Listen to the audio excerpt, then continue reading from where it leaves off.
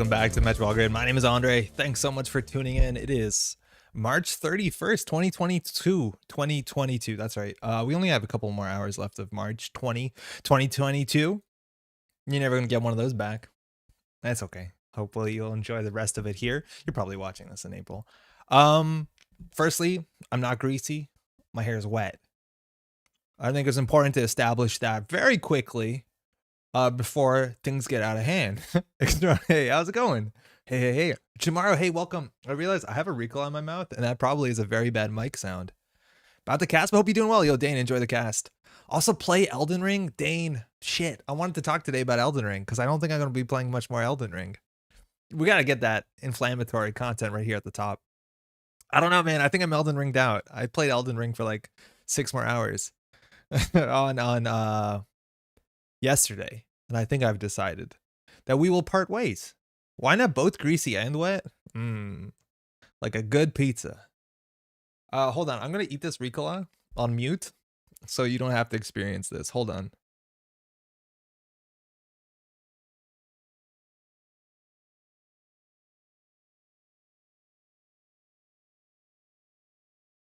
That was a bad idea. That wasn't a good idea.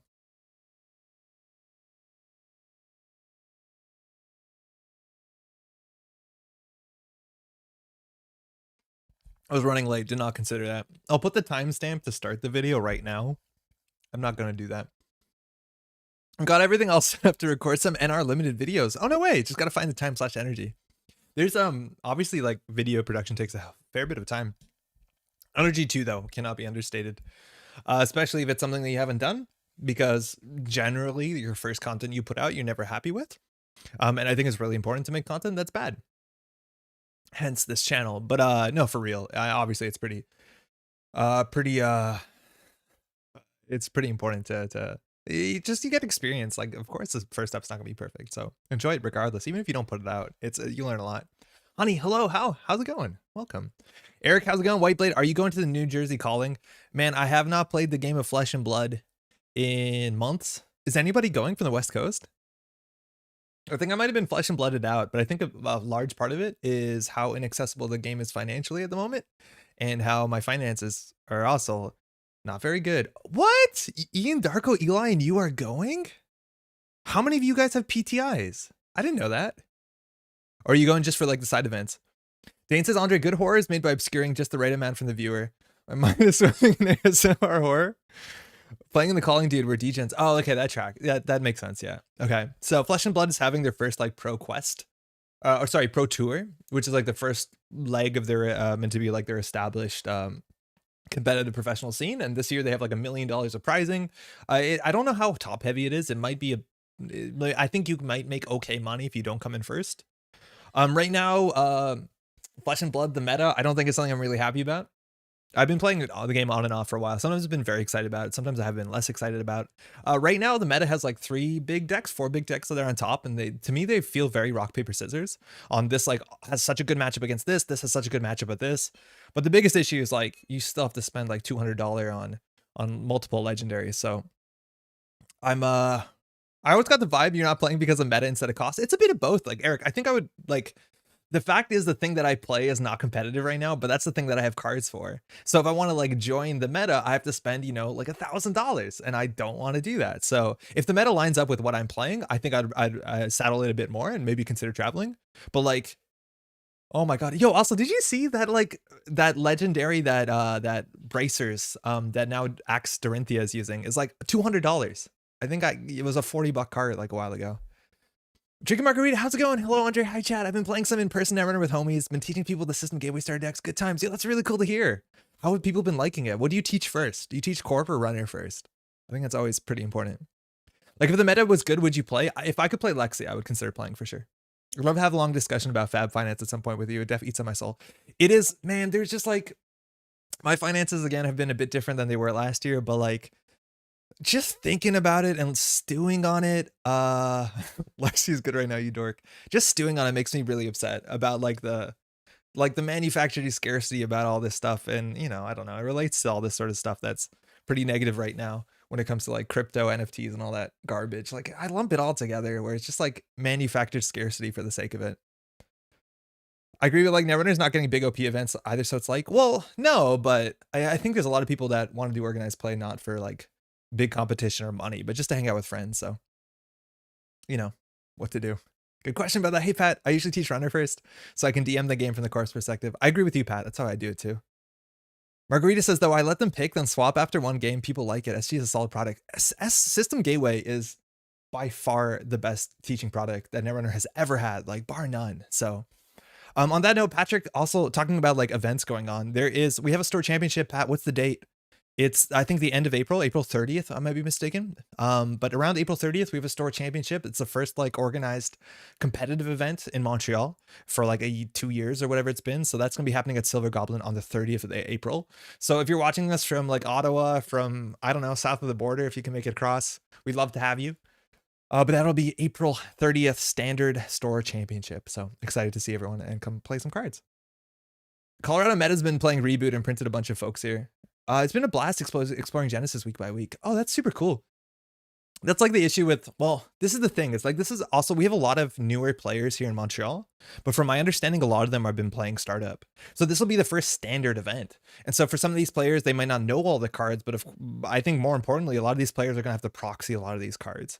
So I want to see like how big of a barrier that is. Maybe talk to some people and be like, would you play it if it was startup? Would you play it if it was standard? And see what that looks like. Cause I think right now, the majority of the Montreal meta is just a startup meta. And I'm like, yeah, I want to know how that plays out. Eric says, I've also been playing Netrunner again. Recently, booster pack cards are actually good. Yeah, right? What have you been building? IXWT says, I wish competitive LCGs were somehow viable. Seems like they always have a big start and then they level off in popularity. The custom competitive CCGs are a pain. Yeah, I know. Like, anytime you have that sort of like negative conversation about the prices of CCGs, a lot of people talk about how the prices of CCGs are inherent to their staying power because people have invested in them. There's like a secondary market. There's so much other force that keeps this thing being something that people think about and want to engage with and talk about. And I get that. Obviously, like, LCGs, I think, are easier to walk away from. And like, it's weird to say that compared to the CCG because it doesn't seem like a healthy relationship, you know?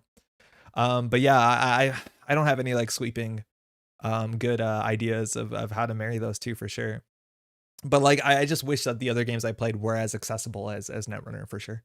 I think I don't know if they'd be as big, which is wild. Like, you make it more accessible and then less players play. And for the love of God, I've seen so many conversations on the internet where people say like, oh my God, Flesh and Blood, is there a problem with approachability? You got to buy legendaries. They're really expensive. And the top response is always, it's cheaper than Magic the Gathering. And what a I don't get it. It's like, hey, there might be a problem here, but it's not as big as this problem. It's like, what are you talking about? How does that help? How does it? That's literally not productive. Wish it was sooner, but there's a new game called Magic the Gathering taking over the entire week before that. Oh, really? Was it hard to find the space? I hope a lot of starter players are interested in standard. If a lot of starter players join, it'd be better for all of them. They'd end up playing each other likely. Yeah, I think you're right about that, Pat, too. And I think on this channel, we're going to try and take some time next month and just like try and say like, here are some pretty easy standard decks that if you've been playing startup that you could get into for your competition. So you could just net deck this if you want. Remember to be the foolers, not the fools. How's it going, Jazz? There's a lot of weird amount of TCGs getting a lot of attention right now. I heard a lot about Sorcery too recently. Yeah, Sorcery is, Pat and I were meant to play that the other week on TTS. I don't know much about it. I looked at the Kickstarter and I could not understand why this has so much attention. It looks like, I think what I said to Pat is like, this card game looks like everything and it looks like nothing all at once. Like, I just don't understand the appeal. I know the Team Covenant people played it on their streams, which I think gives it some attention. The Kickstarter's made like $1 million+. On that note, if you care about World Breakers, I think they have only like 2 hours left on the Kickstarter if you want to get in, by the way. And I think it's very successfully funded at this point. I just thought of Kickstarter, so that's the thing. I think that's a great point that I never considered. Less invested, easier to walk away from. Oh, it's a huge deal, IXWT. It's a huge deal. Like, if you spend so much money on these cards, and then you're also like, that's the problem that I consistently have is like, it's difficult the way that I see it in a lot of these communities to bring up negativity because you get that same sort of like anti-FUD mentality that it looks like you get in a lot of like crypto communities. Not that I'm invested in crypto communities, but from my understanding, where like if you bring up some sort of negativity, people are really upset because you are technically challenging the worth of the assets they've collected when it comes to CCGs. So if somebody is like, you know, skeptical about a certain part of the structure of this game, people take that as a personal attack, which I think is definitely not healthy, you know? How's it going, Ed? It's definitely cheaper. Yeah, I can. It is. It's cheaper than MTG for now. That could change in the future. Yeah, that's true too. But I just don't get how that's a helpful response. It's like, this is a problem, but there could be worse. It's like, well, great. It may be a crime, but it's not murder. Exactly, Frank. Hey, Ed. Fab is so expensive. Ian, how's it going? It feels gross how many content creators refuse to acknowledge it. That's exactly what I mean. It's like everyone has this bubble where they're like, I think a lot of those people who might have come from Magic the Gathering backgrounds are like a bit more used to it, where, you know, it's not like challenging any standards. It's kind of par for the course. And that's what they're, you know, they've been doing that for probably decades. But it's the same thing. It's like very hard. I have seen very few content creators who have been critical about certain aspects of the game, which is like really weird. Anyone else see the last Shut Up Sit Down video? Tom mentions they got a big Netrunner video in the works. Oh, I didn't watch all of it, but I knew Tom had a whole pile of, I saw his whole stack of Nisei stuff on top of his Calyx. It's not cheaper than MTG at all. Their budget formats than MTG. I think they're talking about like competitive ProQuest kind of standard. Like, I think that's very valuable, showing how easy it is to move from startup to standard. Yeah, Ed, I think that's a really big deal, because I don't think it's as daunting as it might look. Because there's a lot of cards in standard, but like, majority of them don't see play. Really? How's it going, Sword Bear? Margarita, what's Midnight Sun booster pack? Nisei released a new set. They did. So Midnight Sun is going to be the new set that's going to be coming out this summer. And because it's been taking a while for that to come out, just to tie this over, they released 7 cards that are excerpts from that set. So every faction, all the main factions get a single card. They are tournament legal as of like 2 weeks ago or what have you. You can get them as print and play, or you can actually order them from Make Playing Cards or from drive-through cards. It's all on Nisei.net. You'll find them. But there's 7 cards. If you buy them now as products or print and play them, they come as full arts to give you like a reason to potentially buy the same cards twice if you buy the actual Midnight Sun when it comes out later this year. So something like that. Yeah, those dynamics you're describing sound really gross. Yeah, Burden, it's not great. And I don't know how often people like realize this or they choose to ignore it. I don't know if I said hi, Sword Bear. How's it going? That's hilarious when it all fell over. Poor Tom. Yeah, he made a huge mess. I only got through, I think, half of that video. I need to go back. Anywho, that's enough about that non-Netrunner stuff. Speaking about Magic the Gathering, I think we're going to do something a bit silly today. I died a little watching it. So I've done some work and I want to try something as a different format. We got the deck list of the week. Don't worry, we'll get there. It has a deep dive in it, so we're going to be able to try that card out because we haven't so far on the stream. But speaking of Magic the Gathering, this is something that I was interested to do, and I think I want to try it. And I'm showing you this now because if you want to engage with this in like an hour or less, it might be good to set up. So firstly, Commander, or I think it's called EDH, Eldritch, it's probably not that, Eldrazi Dragon something. I have played very few games of Magic the Gathering. Is the most popular Magic the Gathering format from my understanding. And this is a Magic the Gathering format that has some weird deck restrictions. All decks are, I believe, 100 cards, and you can only have one of each card by name. So it's 100 unique different cards all stacked up. On top of that, you also have a commander, and your commander basically dictates what color of cards you can have in your deck in terms of like the mana costs. And it's a card that you can constantly summon from outside of your deck. Elder Dragon Highlander, that probably makes more sense. Thank you. Commander is the most popular format, and the cool thing about Commander 2 is the majority of Commander play, from my understanding, happens as a multiplayer game, not as an adversarial game. So it's 4 people at a table, so there becomes a lot of social politicking, queen making, king making, stuff like that. So there's a lot to like dig into, even if you're not like, I think, fundamentally a good Magic player. I think there's still a lot to have there, a lot of fun to have there. Now, we were taking 50% of that to see. I wanted to see largely what things look like if you tried to build a Commander deck in Netrunner. So basically I built 4 decks. They're all 49 cards and an identity because I wanted to make the card, like I wanted to have a slightly bigger deck than you normally play. It's a bit different for the corp, and they're only one-ofs. So my Commander Anarch deck, it's in standard format. I think there's a reason you could do this in Eternal. Looks like this. It's a long list, but it's only 49 cards because there's a lot of one-ofs. And I wanted to see what the game would look like as Commander. So after we do the deck list of the week, I have some Commander lists. So if you don't want to build any, I can just send them to you. I'll post these in the chat. I want to see what these look like, either playing against each other or playing against the standard format. I think against the standard format, we'll be like pretty far behind in terms of power level. But I want to see what this looks like because this seems kind of fun. The idea of how to build a Commander deck, and it forces you to play more cards than, or I think you do interact with a larger card pool just because you're kind of forced to. On top of that, One of the main things in Commander, from my understanding, is you also have a card that is your commander that it starts kind of on the table, like off the side of the table. It's not into your deck, and then you can pay its cost and it'll show up. And every time you do that, you basically put like a power counter on it. And then the next time, if you want to resummon the card when it's gone, when it's been defeated, you have to pay an additional cost based off of how many of these pseudo power counters you put onto it. And I think that's something we actually could add to this mode. I'm wondering what it does to the balance, because I've been thinking about it and some things are a bit strange. The idea that you could play an HB deck that has a commander card of seamless launch seems immensely powerful.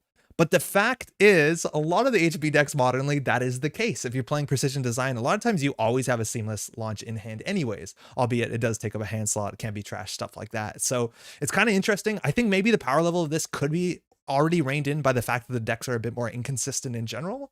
But I think there's very quickly you can find out issues where the idea that like the Wayland building, what's the bad publicity Wayland could always play like, you know, a 10 credit what's it called, too big to fail, then a 9 credit too big to fail, an 8 credit too big to fail. Like that might be an issue.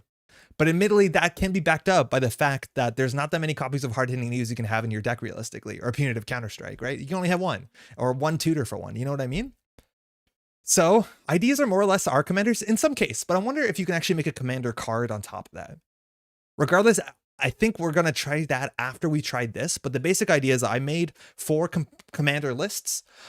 You can do it. Every faction can do it. We have enough agendas to make it. I've made them all 49 cards, even though the minimum deck size for Hoshiko is 45 or 40 if you're playing any of the system gateway IDs, because I do want to make sure we have a bigger deck, because that's kind of the spirit of Commander. I'll put AstroScript on the side, maybe. Yeah, the thing is like, yeah, there has to be limitations, but eventually the AstroScript gets more expensive. Maybe you can't do it with agendas. Maybe that's a good place to start. But I want to see what this looks like. Andre, have you mentioned how we are at PAX East or UKJE? No, I didn't know that y'all are. Is there a tweeter about this? Twitter, Project Nisei. Andre, do you ever play strategy games? I've been playing Stellaris and Total War. No, not really. I used to play like RTS games when I was a kid. I was always pretty bad at them, and I never got into like the Grand Rome or Total War games. They kind of just glanced off of me. I'm not sure why. Commander's the official name now, Elden Dragon Highlander. Commander's the bomb. I only play that and limited now with friends. That's what my understanding is. It's like massively the most popular format in Magic currently. Singleton Netrunner has been a blast in the context of Cube. How's it going, Macaroni? Singleton Audacity got some legs. Yeah, that's the problem. It's like cards like that. Like I feel like you can abuse them pretty quickly if you just have Audacity constantly. Like I think it can be broken, but the problem is like you only have so many 3/2s in a deck if you're playing that, right? So I wonder if just like the power level of inconsistency of the deck does balance that out. There's a chance it doesn't at all.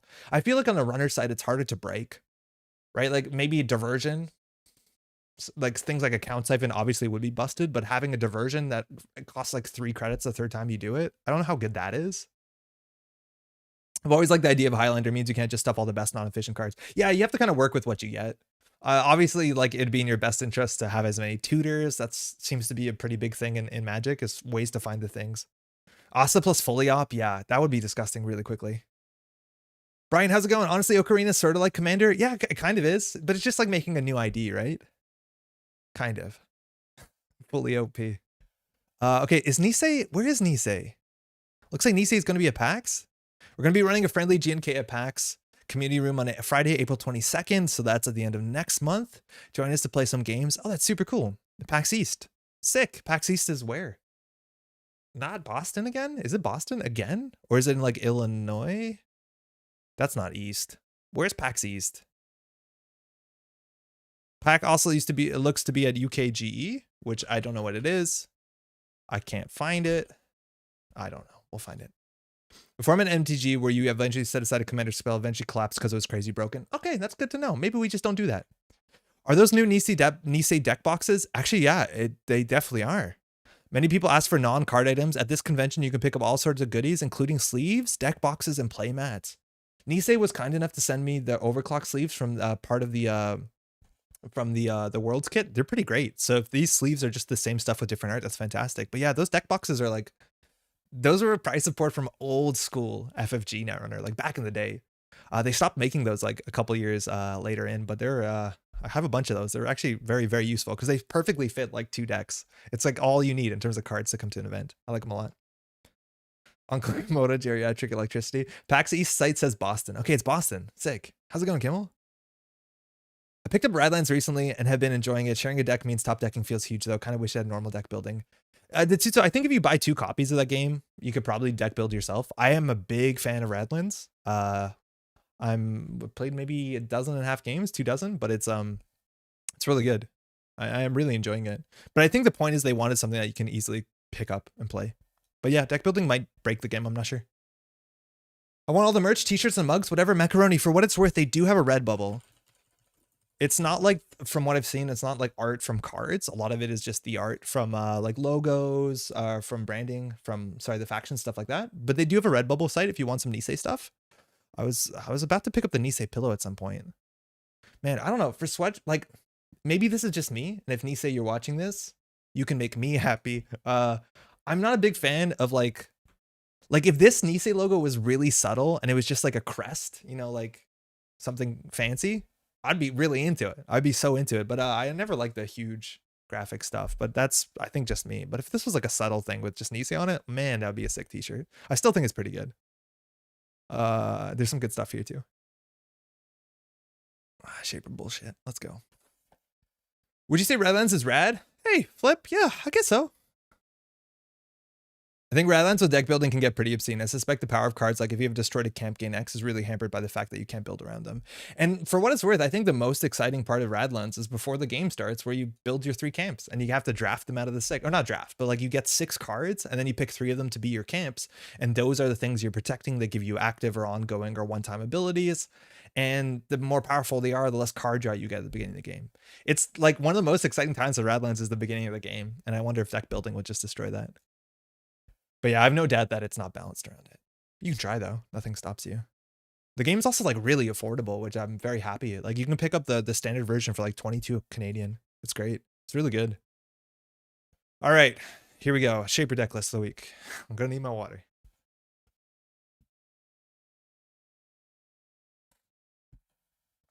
Okay, so classically, Montreal had a lot of Shaper presence competitively. And this I'm very familiar with. This is a good strategy. And this strategy, we've spent a lot of time practicing and perfecting it. And the best thing is to do step 1, install ProCo. And then the next steps, you know, a lot of times you're Haley, so then you can actually like dump your hand. This, you're not gonna. But step 38, that's when things get really spicy. So I'm really excited about this. We haven't played Deep Dive on this channel just yet. It is one of the new cards from the Nisei system. Sorry, Midnight Sun booster set. And right now, this card is playing totally differently than it probably will when the Midnight Sun full set comes out. And that's because when this full set comes out, Out of the Ashes will rotate. So right now, you see a lot of decks are running 5, 6 Out of the Ashes, and they're just playing all of them and then just smashing as many deep dives as they can in a single turn and hopefully winning then and there. Now this deck has that as a backup plan, as a way to like dive really deep with a single Out of the Ashes. So we're just basically playing Shaper Control, but we might be able to show the Out of the Ashes as the finale once we get to 5 points, which is pretty exciting. Otherwise, we're just a good Shaper list. It's pretty greedy. We do also play Revolver, which is a very good Shaper card, probably better here than anywhere else. The fact that it is a card that runs out of uses is not too big of a deal when we have 3 simul chips. I don't know whether there's not too much spice in here. We have a lot of like really safety Shaper, like kind of this safety toolbox stuff. We have Caldera for certain matchups, Citadel Sanctuary for certain matchups. Light the Fire, I'm promising you, is just a good card. I think you're going to see this as a singleton in a lot of lists, sometimes even doubles. And then we have Clot and Misdirection, basically a toolbox of answers. In terms of breakers, we have 2 copies of Mayfly, which is quite expensive. Hopefully the 3 overclocks get us there. We have a Paperclip, a Revolver, and a Unity, which are actually some of the best breakers now in the game. Otherwise, we have 2 Falsifieds to know when we have to run the remote. We don't have a Mad Dash or anything like that, which is, you usually see that with something like Falsified, but it doesn't really work with Deep Dive because Deep Dive is a run itself. It does work with Light the Fire, mind you, so I guess you could consider that in the Serta list. We have no console, so our MU is actually, it's not going to actually be that tight. We have DZ MZs, so we're going to install a lot of stuff, hopefully, and hopefully we have MU for just about all of this. I think Radlands with deck building, excuse me, that's your deck building. Do you pick niche camps and hope you draw well, or pick generalist camps and not care? Link for the UK Game Expos when you get there. Ed, I think it ate your thing, because if you post a link, it just destroys it. UK Game Expo. Right now it's more like Deep Diaper. No diaper. Yeah, there's no hyperdriver right now, so we can't like do full combo. Now, it is worth saying that Nisei did say when the full set comes out, there should be a cybernetics card that allows you to get additional clicks, because that's one of the big things right now that makes the power level of deep dive a lot stronger, is not only having that extra click to access 2 cards potentially, but also being able to deal with things like Chrysium, border control, anything that ends the run, so that your deep dive dives deep. UK Game Expo, Friday, Sunday, June, so it's a fair bit away, but it's still in June. But the UK Game Expo is they'll be there. This is my current ProCo woo. I'm focusing more on Reaver Shop though. Thanks, Giles. Giles, thank you for sharing your deck lists. You regularly do. I'm a big fan. Professional Lizard. I'd get behind a Ratlands podcast. Professional Lizard, Deep Dive Deuces, Hushik. Man, Hushik and Deep Dive. That's fun. A Singleton Rejig. It's a fun card. Flame Out. You have a Chameleon. Okay, so we're doing something interesting there. We have a Takobi as well. I don't think there was a Takobi in this list, was there? No. Rizeki SMCs. Beth, Light the Fire, quite good. You can't use this on Centrals, which is a really big deal if they do have like a Chrysium Grid or like something that will end the run, like a Managram, but that's fine. 2 political operatives, so that helps us a fair bit with the deep dives, I reckon. It's wild to see both of these together. That's like really the nuclear option when it comes to the remote. Oh, Cyber Trooper Slew as well. Yeah, okay, cool. You said Reaver Shop. I don't see Reaver though. I guess we're just doing pawn. We're not even seeing a pawn shop. What is this? World Breakers is so close to cracking 30 grand. I hope for Ellie's sake it gets there. I think it's only a couple hours left. I know Ellie wanted to make 30 grand. I hope he does. It's hard for me to tell because it's showing me the price in Canadian, and in Canadian he's done it. So I don't know actually how much they're missing. All right, let's get this in. We have a standard at UK Games Expo, and we were running a standard tournament on Saturday and a startup drop in on Sunday. Oh, that's super cool. Is it like a specific price kit, or is it just like the ongoing kits? And there's a new kit that they just Nisei just announced. We'll look at that after we play this. No, that's not right. I'm excited for Resolver and Startup. Going to be glad to see Begalter go. I don't think you're going to see Begalter go. So I think Begalter is still like the best choice. 9 out of 10 times, unless you're like heavily on Simul Chip or Shaper. I still think Begalter is worth its weight in salt plus some. Oh, you're testing the Reaver list more. Okay, cool. What is this called? ProCo no-co? Do not play above the law. Cabanessa Woo. Are we like Cabanessa tricking out on turn 1 for Rizekis? Or is the Cabanessa ability just there to pull Mayfly? Which I wouldn't be surprised. This button is meant to type in. Oh, I was impatient. Okay. Oh, Begalter will leave when the full Midnight Sun comes out. Oh, I totally forgot how the fact that Startup actually rotates. Startup is rotating aggressively too, right? Like when the half set comes out, the full cycle rotates, right? Or what does the rotation look like? Because if I'm not mistaken, I was surprised to learn that when the first part of the Borealis cycle, the Midnight Sun comes out, the entirety of Ashes rotate. But if you're hearing that, just hold on while we get that verified in chat, because that might be wrong. But I was pretty sure that the card pool actually shrinks for a while. Ashev's not going to be a startup legal for much longer. Oh, okay, okay. So that's what Begalter means. Check out the circuit opener kit for the Saturday. Sunday is whatever wild stuff. Okay, Ed, we'll look at the circuit opener kit after we do the decklist of the week. This ID seems a bit slept on. The thing is, like, Shaper, like, competitively has been, I wouldn't say slept on. Like, they just haven't been producing results compared to the other stuff. In terms of Shaper ability, the only time we really see Cabanessa do stuff is, like, the setup games. Like, the Mayfly strats kind of work. We've seen Big Deck, too. It does aggressive. Okay, so it all shrinks. Okay, so what we said before is actually true. All right, Restoring Humanity. This could just be Grinder. Like, this could just be straight up on the mod playing, like, Prison. Which for that, we do have Caldera. Falsified helps a fair bit. Deep Dive also helps because we won't be forced to access anything that we don't want to. Our opening hand, we're going to mulligan for ProCo. The Rizeki is obviously pretty good, but we can mulligan that. There we got ProCo and Rizeki, so we can do ProCo, draw, Rizeki. Seems like a start. Uh-oh.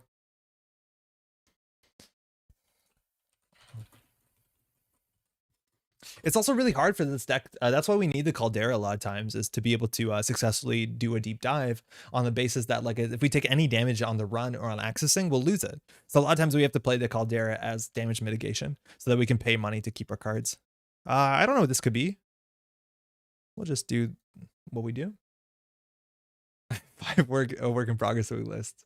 Is there somewhere to watch Worlds games from last year? Like whoever won? Yo, Scrub, I actually did check out a bunch of Worlds just recently. I forgot how close Worlds was last year. It was really good. You can all find it all on YouTube, Project Nisei's channel. It's a La Costa grid. So it's just on YouTube, Project Nisei. It's all there every single day. Yeah, Project Nisei on YouTube. It's all there. Just dig in. There's under playlists. It should be organized. Yeah, Worlds 2021. Okay, so they're slow rolling something on the La Costa grid. They have 5 credits, so they can res Anemone, Kakugo.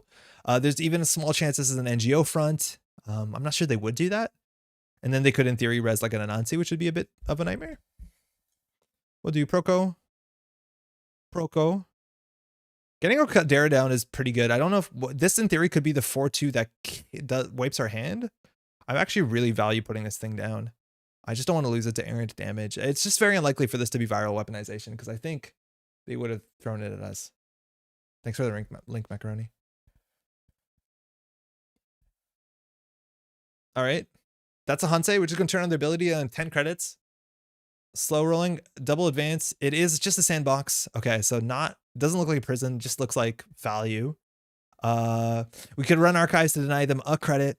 I think we want to make sure we have 3 credits. Actually, our hand is not that important. I just don't think we're going to be running a lot. Like, I think we're just going to ProCo up.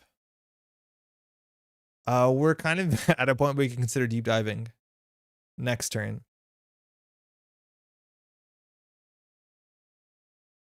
Probably not ProCoing enough, honestly. SMC Overclock, yeah, SMC Overclock was definitely an option for the remote server. I think we're going to keep it for next turn. Ideally, we want to trash this too. And SMC Overclock is actually quite expensive. Now for 2 ice, I don't think we can do it. We're going to start with 2 credits.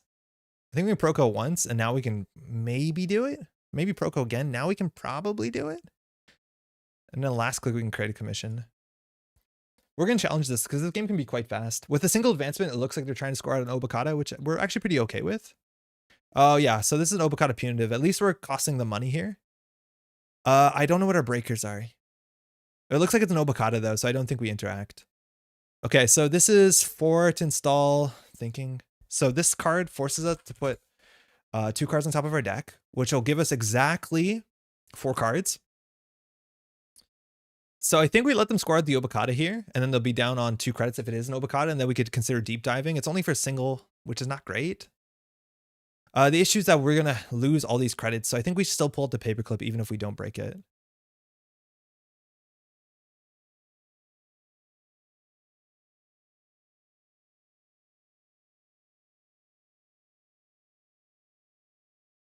Huh. I'd love to run a watch-alongs on GLC. We did one today with the World Champs Final 2021. It was a blast. Oh, that's super cool. So we got to put 2 cards back underneath. I mean, it's not very obvious which 2 we should put. The deep dive is an option next turn. Oh, actually, they'll have 6 credits because they have a face-down card. The SMC is okay. It's either we install the Rizeki, which I feel like we're going way too slow for this Rizeki, so I'm going to put that down. Oh, we've already used our D's and M's that I forgot about that. So we could actually consider breaking this for 3 and keep going, and then we force them to res. I think we're actually going to do that. We could die to a singleton punitive, which is an issue. So if they don't res here, maybe not. Clock can go into your deck and you can shuffle by pulling something with Woo. Yeah, that's a good point. I just don't know what we pull. Oh, it's a Kakugo. So this is actually going to end the run, which I think is totally fine for us. Because they're out of credits too. We're 1 short of hitting the creative commission, which is obviously a bummer. So I think we're just going to redraw the stuff that we put on top of our deck, because we could Cabanessa Woo to pull out, what's it called, to shuffle, to pull out a Mayfly. Or maybe we can just run R&D here. It's unlikely they can score out, so I think we just want cards in our hand to be able to contest this remote server. Because we need 6 cards to get through, if it's a Obokata. But it's an Obokata here they can't score out. They could do credit, advance, advance if it's a 4-2. Oh, that's a bad. Oh, that's bad. Oh, that's not good. Oh, man, we were 1 credit short. Mainly due to your amazing commentary. Thank you, Ed. I worry that I go too ham all the time on the commentary. Ignore remote. I think at this point, like, we could consider it. Because I would love to slam centrals here. They have snare money, but I think if they're snaring us, it's not bad. The issue is, like, this is a ProCo deck. We're technically set up for the remote server. We do have a SMC. I think we can maybe go for it. I just don't want to deep dive without getting an extra click, but I think it would just be Beth at this point. I'm gonna go HQ. They've scored 2 agendas already. Thimble rig, that's actually really bad for us. ProCo. We ProCo again, we get SMC. I'm just going creative commission. We're not gonna need the clot. Sometimes it's worth having the clot for like a simul chip, but we already have 2 Rozekis and a paperclip. Oh shit. Okay, so that's probably... Okay, the question is do we just mayfly this and run? If we mayfly, we pull a mayfly for free. I think we mayfly this and run, right? We would do ProCo. It's unlikely we draw both mayflies. In theory, we could pull a mayfly first. But I think we need I'm worried about the punitive. So if this is a 5-3, if it's an Obokata, we need 4 cards to steal, 2 cards for this. If it's a second data loop, at least they can't score out. So we need 6 cards in hand. We're going to play the overclock. ProCo.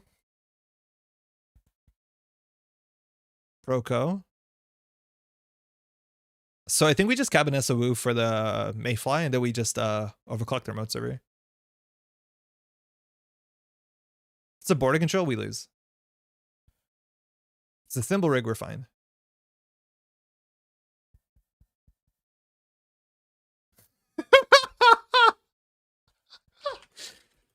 Don't you need 7 cards? Yeah, you're right, we do.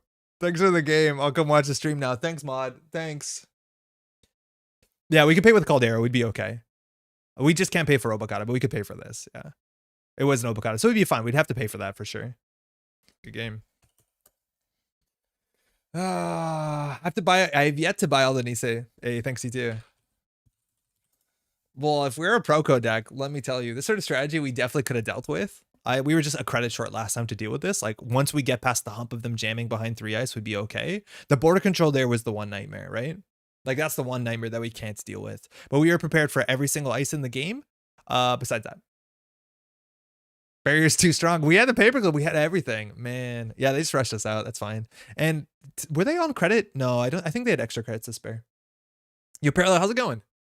That was pretty one-sided. It wasn't. It was actually quite close for what it's worth. Like, we were 1 credit short getting through there, and then there were 1 border control short of getting through there. So it was just 1 draw, 1 credit. It was actually much closer, but like it was close each time. But that's how you want to play against a shaper like this. Like, if there's a chance that even like this deck is suited to go to the late game with like, you know, defensive remotes or defensive upgrades, and like Mod saw this and like jammed through, which is probably the right thing. Like ProCo and turn 1 2 Rozekis, you have to play like that.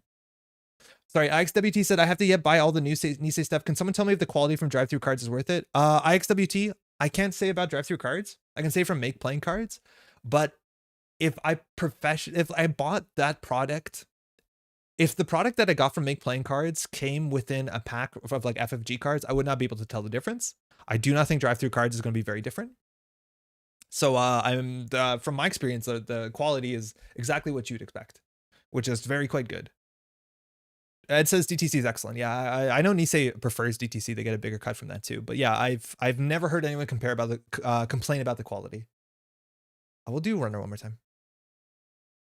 Yeah, no, I would definitely recommend it. And if the quality sucks, you can take it up with DTC. Yo, Mod, good game. Caldera's for the new combo deck. Yeah, Caldera seems to be there specifically so we can protect the deep dives. And that's my guess. I didn't know what kind of deck you're playing. I was worried that you were on a prison deck, so I prioritized to get that down pretty soon. Obviously, that ended up costing us. Technically, we would have needed it to get through any non-border control if you put the thimble rig on the remote. But yeah, it's definitely there for that. Oh, wow, you don't see this a lot. Building a better world. A lot of transactions. Probably have to hit a blockchain. Money's going to matter, so maybe they're on punitive or hard hitting. We're going to mulligan for ProCo for sure. Having a Citadel is actually quite nice, but we want to mulligan for ProCo. That's kind of how we do things. Yeah, we found it. Oh, we have Citadel and Misdirection, so we were teched out pretty well. Caldera, we have all the tech cards. Good game, Mod.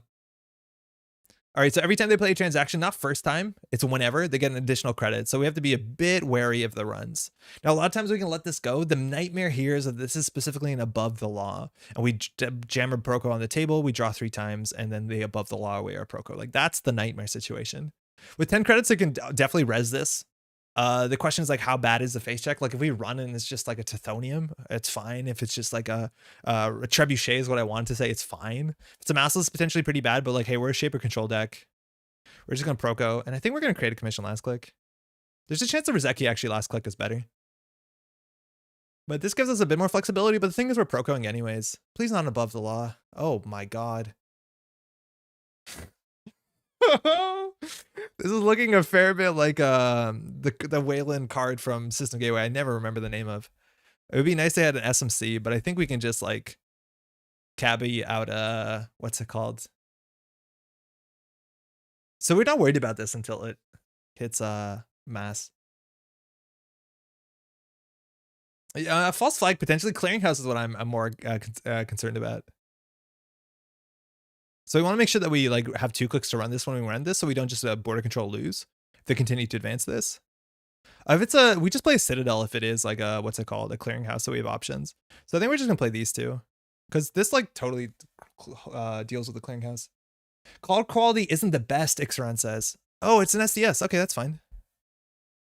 But it's pretty great. I don't see how someone would complain, but I think both sides offer premium cardstock options, which are allegedly indistinguishable from your big. Yeah, there's a better option I know on Make Playing Cards that's like slightly more money.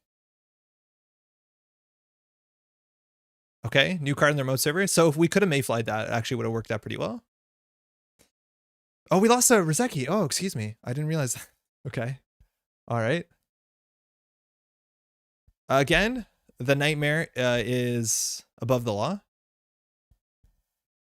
I think we just ProCo once more and install the, actually install the casts. And then we can throw out, the Caldera is less likely to be necessary out of the ashes. Ed says I'd recommend not paying for premium cardstock. I'm not sure that I have paid for premium cardstock, and I've been very happy with what we've got from Make Playing Cards. I think we've done the standard GSM.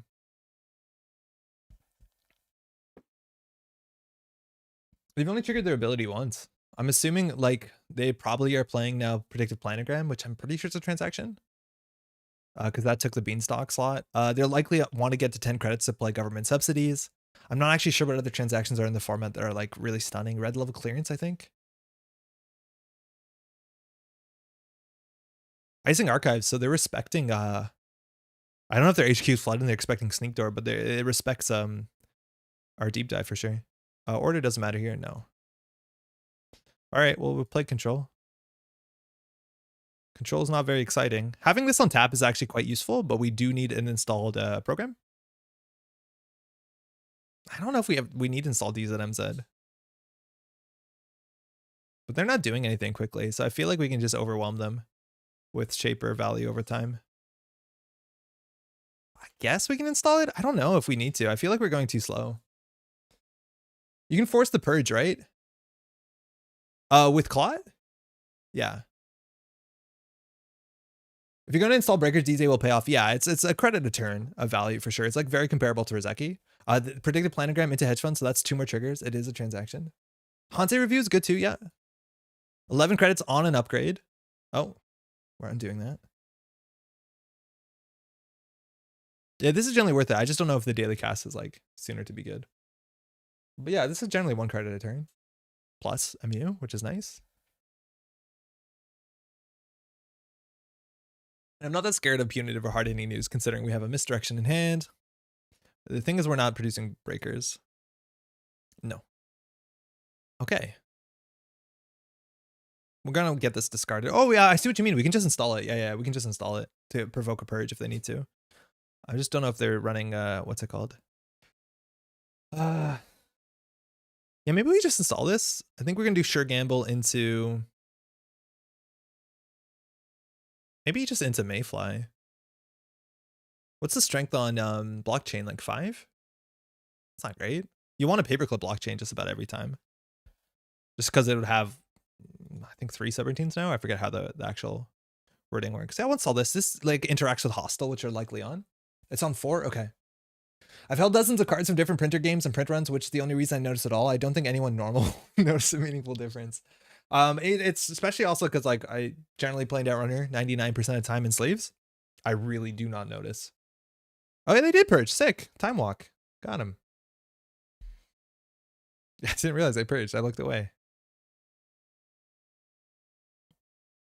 No, thank you. Okay. Well, we'll keep hitting ProCo. Falsified's interesting. We're pretty sure it's an upgrade, but I don't think we have to do anything quickly. This will be installed for free, and then we can just get our daily cast down, or we creative. I think we might as well creative. We're getting drip. I thought you're gonna play Magic? Duke, we're gonna build a command. Well, we built, but we're gonna play Commander in Netrunner and see how it goes. I'm pretty sure the whole Commander itself doesn't work, but the decks will be interesting. Our reconstruction. Oh yeah, that's why they purged. So we probably wanted to actually play the simul chip so we could threaten this not to be a score. Into an Audacity. What are they scoring? I think we goofed it by not putting the simul chip, because if they purged, like, fast events obviously matters, so the simul chip obviously matters. Oh, that's fine. Yeah, so we definitely goofed it there. We definitely should have put the simul chip on the table. Sleeves is better than premium card stock. Yeah, for sure. Spending any extra cash on a sleeves upgrade makes sense versus premium card stock. Yeah, I think we goofed that for sure. We could have made their hand really awkward. They have 4 cards in archives. Also, this ice is probably just saying that they wanted to Audacity. They're on 8 credits. I wish we had an SMC. We have a paperclip. We could do paperclip, run archives. Obviously, discarding this would be better. I want to force. I want to just be awkward. It's just a mouseless. We can let that fire. We'll clear the tag clicklessly. We lost the daily casts. That's fine. We accessed the twins? Oh no. What is going on? Something is fishy. We can run again. They have snare money. We might as well lock the top of R&D, I suppose. Your woo, am I missing something? I didn't want to woo at something. I guess we could have wooed the paperclip, but I installed it just because we had it. It's a corporate troubleshooter. There's just going to be some really mean ice in here. So Citadel fires is trace 1. They don't boost, so we clear that clicklessly, which is fantastic. So if we want to go through this, it's just a credit and net damage. Not that we're going to be going archives that often. The net damage is technically relevant, considering if we want to deep dive. We also need to get the simul chip on the table, because they can score with a hostile from hand. So we do need to get this on table like a year ago. I wonder if we actually do this just for value. ProCo. I think we just dirty laundry R&D. I guess the issue is I don't know. Like, we don't have any multi-access besides our deep dives, right? So we're just meant to camp the remote. It's a mouseless. Okay. We'll just get it on the table. So this threatens clot.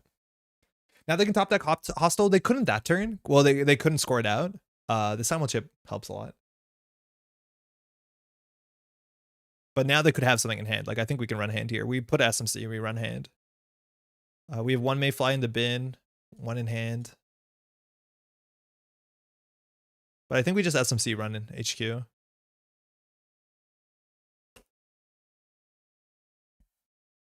Apparently, what do you think we should? Okay, there's blockchain, which is fine. So this thing has, in theory, subroutines. For every 2 face-up transactions, which they have, I don't know how many does it have? Doesn't say. They spent 7 for that, which is a lot. But we don't break it for that much. 1, 2, because we randomly made them face up. 3, 4, 5. So we're just gonna break it for. I don't actually know how many subs does it have.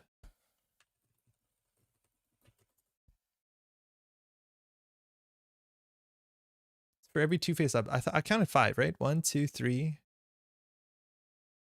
4, 5. So that would be 2 extra subroutines. So it's only 4 credits. Change to nothing. Okay. Yeah, change to nothing because this raises 4 strength and breaks 4 subs. If you click blockchain. Oh yeah, right. It's huge. Thanks. Yo, Wayne, how's it going? Meowdy. About half a year ago, some people tried to commanderize Netrunner with independent blue square. I haven't heard about that, Macintosh. What can you tell us? Oh, we'll trash that. It's cool that they could dump into the blockchain and then let the blockchain do its work. I guess I can run one more time. 4 is not that expensive. I just want blockchain for Pharaohs in the cube. I wish any transactions, not just operations. Oh, that'd be really cool. Yeah. I think we'd actually be okay with the bad publicity. I think this is more valuable for us than them. I think you're right, though. There's a lot of cards. I wish that transaction. I wish this was 2 credits and it was first time a turn. And I wish it was more nuanced. It could just be anything that's a transaction on it. There were issues and we burnt out trying to balance it. Ah, beans. So as soon as they advance once, we have to react. There's no way to them to put 2 advancements as long as we've made a run. Okay, I'll react. So we have to react to this. So we'll trash our, I guess, the paperclip, right? Oh, if they arc lock down the paperclip, it's gonna be really awkward. But I assume they would have arc locked down the clot a year ago if they could have done that. Where's the clot? Okay. Too big to fail? Okay, we have a bad publicity, which helps. I don't think we need to do this. It does give us another subroutine, so it's 5. Let's go find out what this is. It's a Project Atlas. Okay. So that's a cool way to get a clot out. They still have to clot purge. We have access to only one type of breaker. So cool thing is that we could actually pull out our, we have a summon chip in hand, which is really important, but we could pull out with, this is interesting. Reminder they could Audacity out a hostile. Oh, you're right. I didn't count cards in hand. Actually, they didn't have enough cards in, oh, they did have enough cards in hand. Oh, you're totally right, Argentina. I didn't consider that. They could have Audacity out a, yeah, that would have been very, very bad for us. Oh man. Okay, so if there's a code gate here, it's either we cast the Mayfly for free and then we run. That is the most flexible option. SMC should get us in, not necessarily because it could be code gate into Sentry. Yeah, you're right. They probably would have asked for action, or they could have just waited long enough. Yeah. So if we do Mayfly, we can get through everything. Definitely, we have access to paperclip here. We don't have access. We have this SMC gets us access to one of our breakers. Now, if it's Sentry into code gate, that's a nightmare. And then they just need 2 credits to score out, or technically 1 credit because they could do credit, advance. So there's an option that we could like Cabinessa for Revolver and then just hope that we can use the Revolver. If they don't res the Sentry, it's a problem for us because the Revolver will be RFG'd unless we install over it. I don't think they're on Archer considering the SDSs, but actually maybe. Why is stream called Commander? Tanfish, because we're going to try and play like a Commander-esque deck after this, which has one-ofs only, singletons. I'm not a Magic person. I don't really know if that's accurate. The other option is just to play Mayfly and run. What do you do here? Maybe we just run and then we could run again, I suppose. I'm just running. Hopefully this gets through. Like, I just don't see what end run Sentry could be here that we're worried about. Like, if it's a Surveyor, we can trace through it.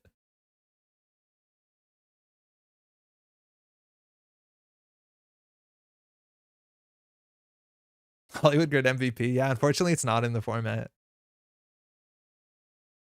Let's see if they res here. 10 credits. Like, that goes really quickly if they res another blockchain. Oh, shit. It is a border control. That's a really big deal. So now our clicks really do matter. But that means we can get through the server for sure. Because the second time we're running this is only 1 credit. All right. 3 on the table with bad publicity, 2 to break. We'll continue. And we need to have a click to put the simul chip back down. I need a commander, but with Netrunner, it's what would be your commander? Yeah, I guess it would be your ID, right? In Netrunner. I wish it wasn't, but I think there's probably some cards that just couldn't, like, you can't allow to be. Oh, okay. Well, this is interesting. We have the clicks. The issue is that if we like spend all our turn doing this, oh, they're not border controlling. I think that's smart. I think that's actually the right play here. We have a clot, so we don't have to simul chip this turn actually. We probably run R&D for a singleton here and then we draw, or we likely want to do the other order because I think we have dirty laundries in our deck. It's a drafter. Good to know. Okay. We banned CI due to Swan going undefeated with Solitaire CI and Andy because we wanted to test other IDs, so Singleton or Highlander. Yeah, I guess, yeah. Singleton is probably the better way to call it, but I want to do a, like, actual, I want to see if we can put in commanders. How's it going, Pyre Guy? Lateral? Installing in the remote server. Again, this is only 3 credits to run. The problem is that it technically taxes out most of our turn. We tried playing startup with eternal IDs and goddamn red team is good and Andy. Ooh, first click install it, but then what do? You can't run centrals. I guess you could, because you like your career ferret every time. I guess we're gonna just start running here. It's not that expensive. We wanted the second Rozeki down if we can.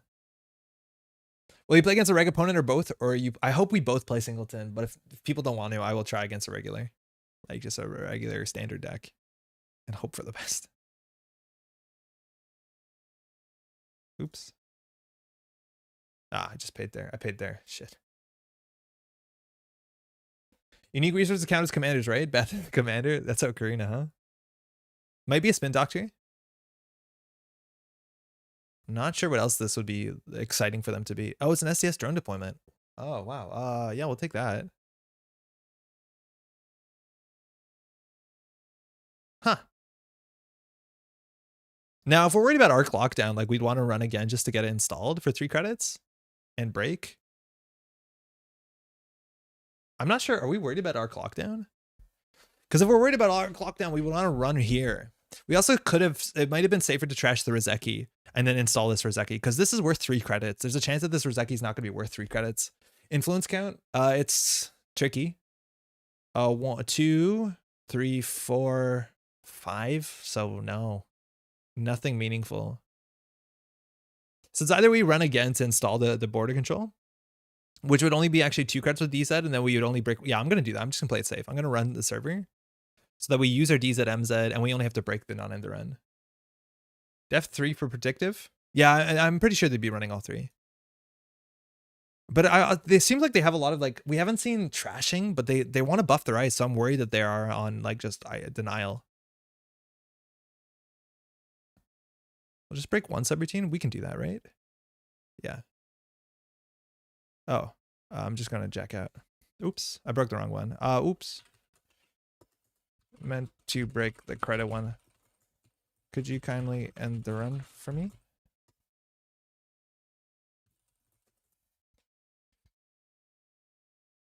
It's important to note that commanders must be legendary. Is that true? If you're not going to retrofit commander to Netrunner, they would need to be unique. Oh, that's interesting. But I think that really closes down the card pool by like a mile. Like by a mile. Because I don't know what you would want as a commander. Because I would assume you want an operation or like a resource that has infinite uses. And there's not a lot. I didn't realize that. But like, what would you choose?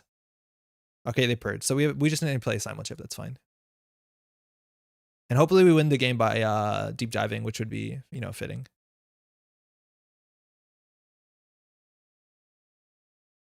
Okay. So we're definitely going to play simul chip. Again, we have to pull that immediately. I think we run HQ. Or we install the Rozeki. We'll just install the Rozeki. Actually, create a commission seems better. Yeah, I feel like we're doing great. We have to go and get a couple more accesses. I'm just hoping that these simul chips will last out. But if they purge through this one, like, it seems pretty hard. How broken would a singleton format with your choice of starting hand be? Probably very broken. I'd imagine like every HB deck would be like Audacity, Luminal turn 1 with like lateral growth or something. I imagine it would be a problem. Commander, at the beginning of the game, the corp may start with an asset with one of the below subtypes installed and rezzed. Oh, whoa. Byroid character executive clone. Interesting. They planogrammed on click 1, which means they're not actually going to force out a simul chip this turn. Start with a unique connection, executive syslop. The thing is, like, I kind of like the idea that you can play it over and over again and it gets more expensive, like Commander. But starting with on the table, like, I wonder if people just dirty laundry and it doesn't do anything. Yeah, we're going to try it today. But I think there's a lot of definitely a lot of options of what, like, that could be quite compelling. All right.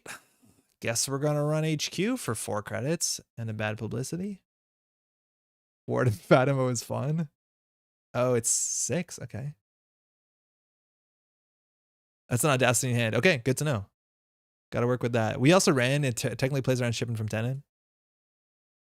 Dirty laundry, your last click is a bit dodgy. Just going to install this for 1. Throw this out. Starting every game with a lamprey in hand sounds like the funnest thing ever. Yeah, it's like, I don't know, inside job, and then you, whatever, en passant them, lamprey first. Like, you can do busted stuff. Red level clearance, okay.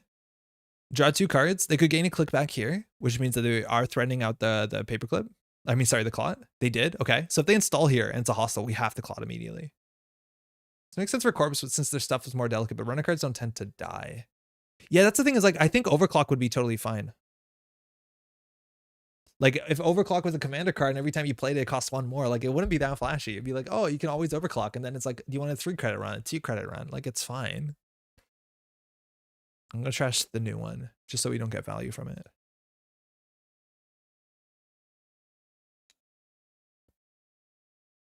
Where should I send you a screenshot of the complete commander rules we have for Pub Runner? Ian, throw them on Discord if you can. Maybe the connection executive would be untrashable with normal methods, and each player would have a basic action of 10 credits, click to trash the other player's commander. The thing is, like, there's some executives that are like have game-winning abilities, right? Like all the ones that trash for 2 agenda points. It's tricky. 2 weeks, 2 shapers? Yo, Diogene, tell me about it. All right, so if we're committing to run this, we have to run this 3 times. Let's do it. Talking about alt formats, yeah, Solomir, we're gonna try and play some Commander after this. I don't think I said hi, Sebastian. Okay, we knew about this. This is fine. Because we actually don't spend a lot of money. Oh, we actually have to pump. Oh, that's ugly. First time actually using Revolver to break something. Unfortunately, it cost just 2 every time. We're gonna break. Oh, no. Oops, whoops. I just trashed the Revolver. That's not correct. You don't want to trash the Revolver. The one that's trashed for agenda points either wouldn't work. They died to the command zone.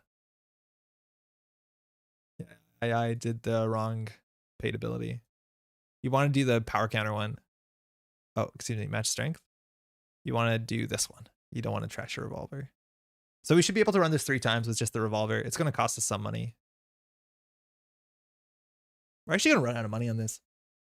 Well, my commander would be the board. Does that have to be on the table? How would it work? Yeah, Jamar, that's the thing. It's like if it'd be on the table, you can run only 1-pointers. Actually, I don't think you can build a legal deck of only 1-pointers. But if you had 1 and 2-pointers, it'd be a nightmare.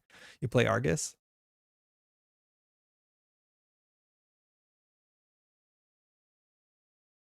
Continue for 2. So if they border control here, something's up, and then they really lose. Yeah, okay, something's up. The question is if we have enough money to do this. This is 3 credits with bad publicity. I feel like we have the money to do this. Revolver is so well suited. Well, it saves us like about 6 credits here, right?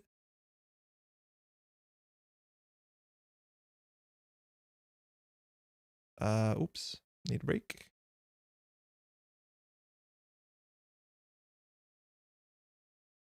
The awkward thing is like figuring out when to trash this. I think we just leave it as a simulchip fodder. Like we don't throw it out for the last bullet. I don't think it changes much. If this is just a hostile, this is actually kind of annoying. Yeah, okay. If we dirty laundry, we'll have 8. So we'll pay 2 for this, 2 for this. So we'll have 4 credits. That's enough to trash most everything. Yeah, that's enough to trash dedication. They can snare us and we won't die. I don't think we break this thing. I don't think we have a reason to. We can keep it for... There's no more STS, but we can keep it for simulchip. Did you already have a commander format in mind? Yeah, Solomir, it's just Singleton right now. Like, I don't think... Oh, it is, yeah, there is a hostile. I don't think we have anything too clever. Besides, I want to see what Singleton Netrunner feels like. But from that point on, we'd have to like come up with more concise rules about how to play it. All right, now we're definitely 1 deep dive away. This remote server we technically can get through. They're purging. Okay, so this could be the last click. Yeah, we mag dumped this. I sent you a message, the old Commander Netrunner. Thank you. I'll check it out for sure. Appreciate it. I didn't know that you're going down to Jersey. That's sick. Okay. Do we remove this to get as many accesses as we can? Because we have to hit HQ. We know that they have an Audacity in there. If they have another hostile, we lose. Even if they have the 3-1, we lose. So it's either draw the last simulchip, which is unlikely. We don't have a deep dive. So we can out of the ashes run R&D. Then we could like ProCo once. Hope we draw a deep dive, run. Should be a good time. I got to take off though. Have a good night. Yeah, take care, man. It's a little fun. It might be a good place to start. Okay, cool. Yeah, I think we're going to. Like, I don't think we have many turns left. And if they spend like money on this, I guess Audacity hostile, they can still score out for 0. Every time I break a center, someone's gonna yell bang. Ah, bang, got him. Hey, good game. All right, we did the shaper control lock. Yeah, I think we did not respect the fast events as much as we could. You saw the strength of the shaper breaker suite and the simulchips. Thanks for the game. I don't think we got to see exactly what JTF was up to, because JTF is definitely up to something, right? Like we saw Twins, we saw Corporate Troubleshooter, like they definitely wanted to do something quite mean to us, but they also have like a fast advance package. You generally don't see those 2 together. So I'd love to be able to see more of their deck. In terms of what we wanted to draw into, the simulchip would be pretty low. We also wouldn't have drawn to deep dive this turn, but at this point we're just trying to draw into the deep dive of the simulchip to lock a bit longer. Yeah, JFT is always up to something, yeah. Or JTF, excuse me. Yeah. Hey. Thanks. Catch you around, eh? Well played. Thank you. It's a cool deck. Shaper Control, like, I don't know how it stacks up to a lot of the meta, whether it goes fast or not, but like the whole classic, like, hit ProCo and then just run the remote if they need to. And there's a lot of nice things to this deck that like line up with that strategy, right? Like the falsified credentials help a lot. I'm surprised this deck doesn't have a Mad Dash. Mad Dash technically doesn't work with Light the Fire, which helps. We have a lot of safety valves. We do not have a lot of pressure. Like you know me, you've seen me. A lot of times I tilt and just want to close the game off centrals, and we don't have that ability, which is a struggle for me, but at least that forces me to sit back and hit the button, which is this good button.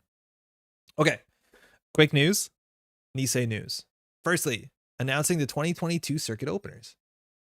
Did you just say Mad Dash doesn't work with LTF? Yeah, it doesn't. Oh, no, it does. Thanos, you're totally right. It does. Thank you for correcting me. It does on archives, not on the remote server, which is totally valid. It very much works with it. That's a good point. Okay, so Nisei just announced this a couple days ago. These are the circuit openers.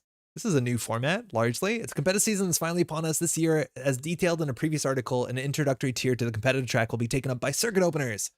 So there's a kit, and the kit has some new stuff in it that we haven't seen before. So this is a Hakal mat, which I know a lot of people in the Montreal Slack are like super excited about this card. This is a Yakuza art. It's really quite good to get that huge buff shark.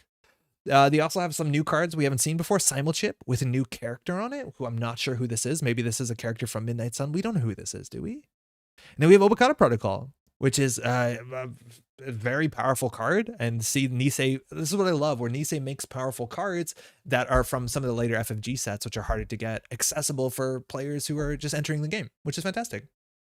Did I post the world's first circuit opener then? I'm not sure, Ed. He's playing both sides. That way you can always come out on top. He said they work together on archives. Yes, they totally do. You also got, this is a thing that they said they would do, and Nisei was doing, but they're going to include alt arts other prizes from previous events. So these biotic labors are from like Worlds or something. I think it says somewhere where these are from, but these you don't get a lot. They only get a 6 of in a pack. By the way, this Simulchip is Kira's art, and the Obokatas and biotic are Ollie's. So you can actually get these old alt arts that are quite hard to get at this point. Excited to own more Simulchips. Yeah, no, me too. UKG, yeah, Ed, yeah. This is technically the circuit opener, but this is in June, right? I don't know how soon these start. There's like a date to get these. Okay, so this is posted. This is at UK Games Expo, which will be happening at the beginning of June, if I'm not mistaken. Okay, so this is cool. Now there's some interesting things about this kit. First, they'll be available online for sale until the 10th of April. So you only have a couple weeks. So you have like a week and a half to pick these up right now. They're actually pretty affordable at 40 USD for like 3 playmats and a bunch of cards. Like that's actually quite good. And that includes free shipping worldwide, that's a ridiculously low cost.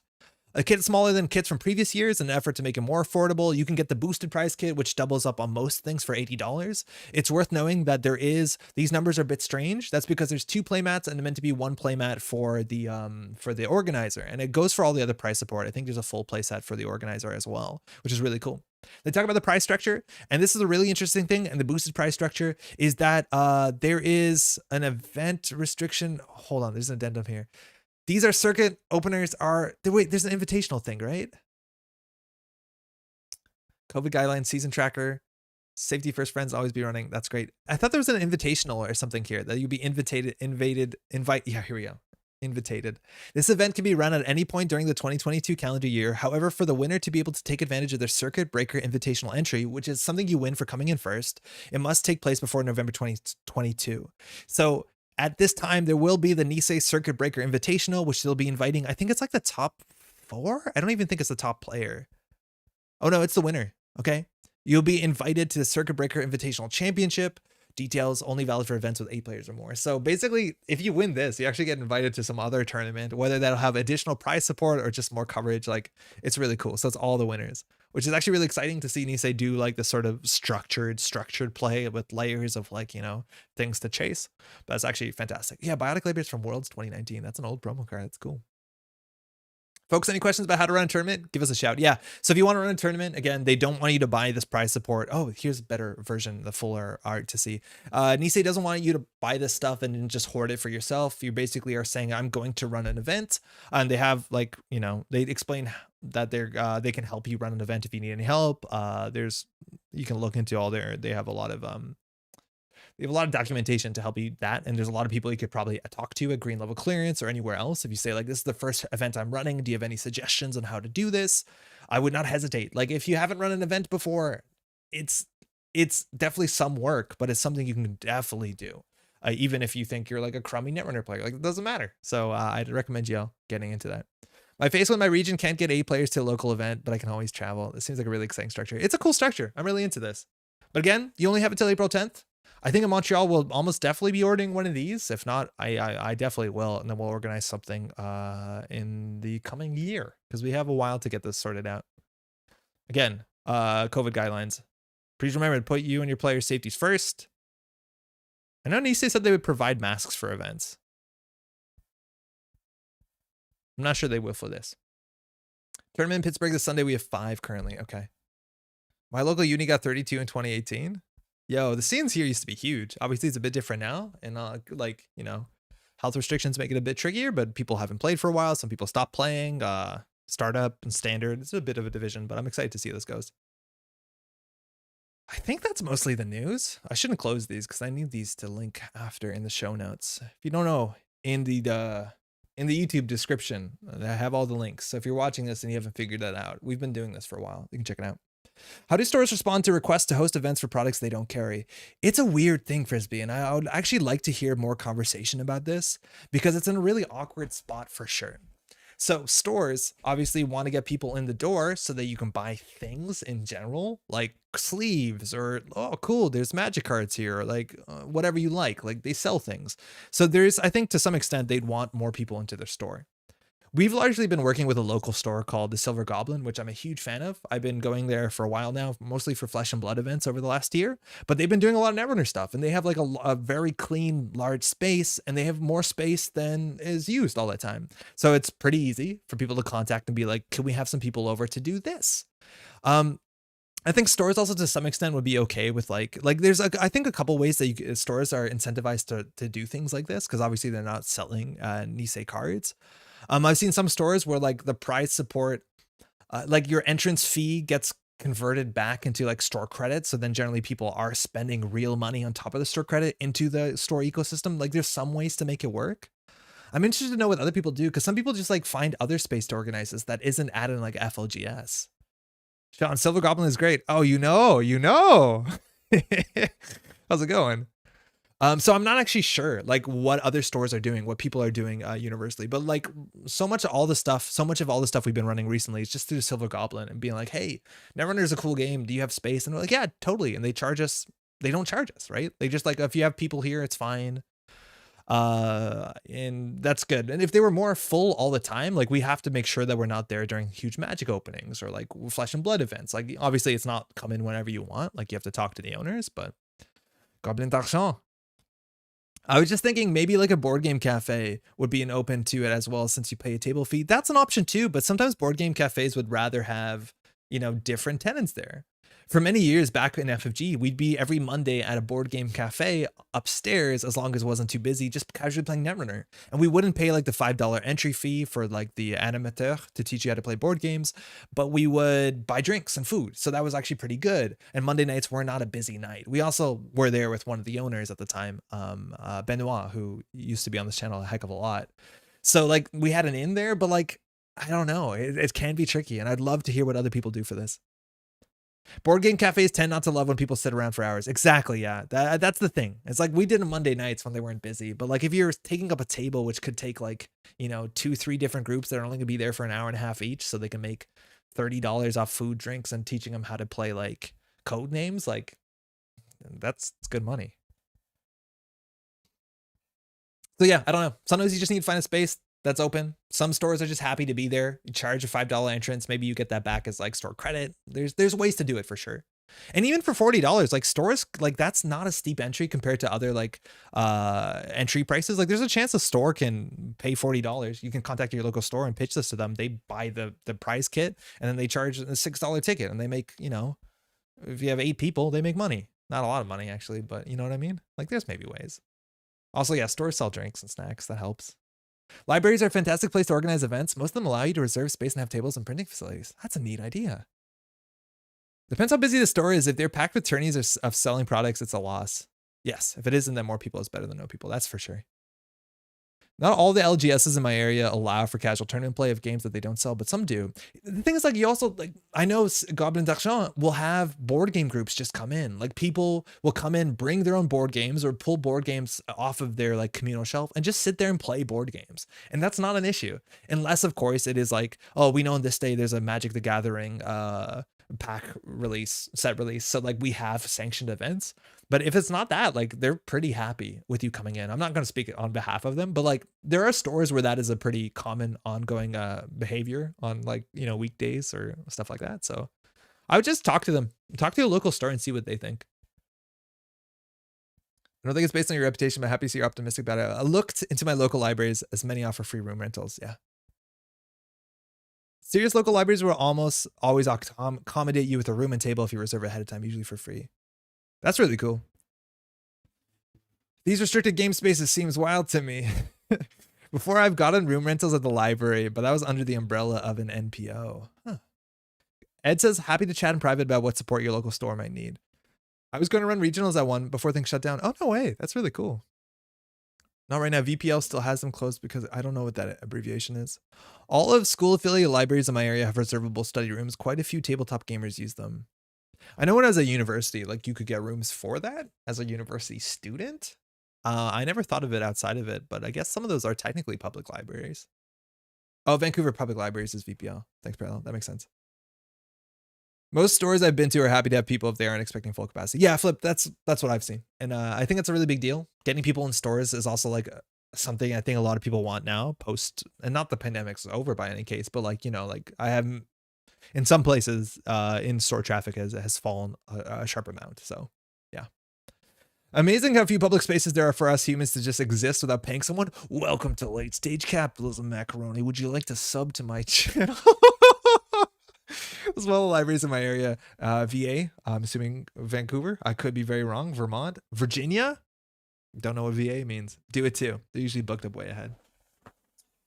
Anywho, I'm excited about this. This is really cool stuff. Again, we have a store championship at the Silver Goblin, Le Goblin d'Argent, on April 30th that Pat is organizing in Standard.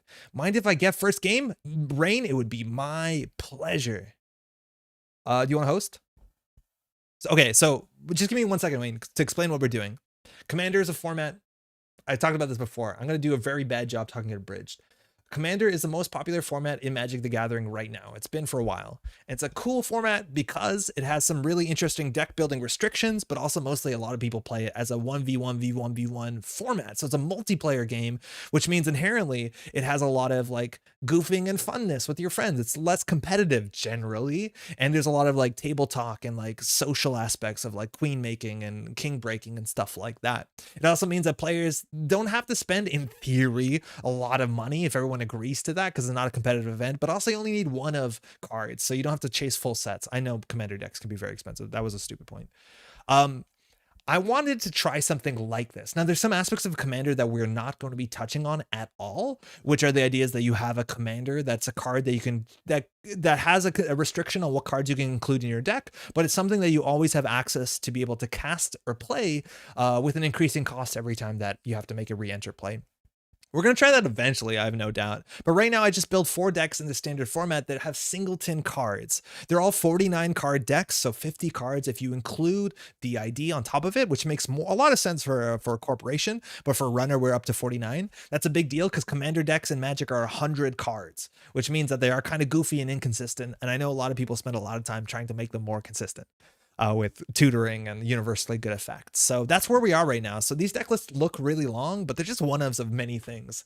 And I don't think this is going to be an optimal list by any mean. We're spending 5 influence on emergent creativity, but we're trying to build something that's consistent enough, but probably limited in card draw.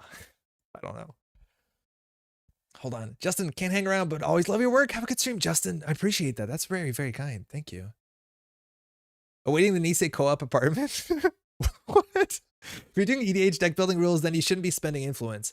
That's a weird thing. Like maybe like, I don't know what the rules and restrictions are, because I built a Wayland deck and then I put it into like building what's it called? Builder of Nations. And it's like, I only have 12 influence. I'm going to roll that back.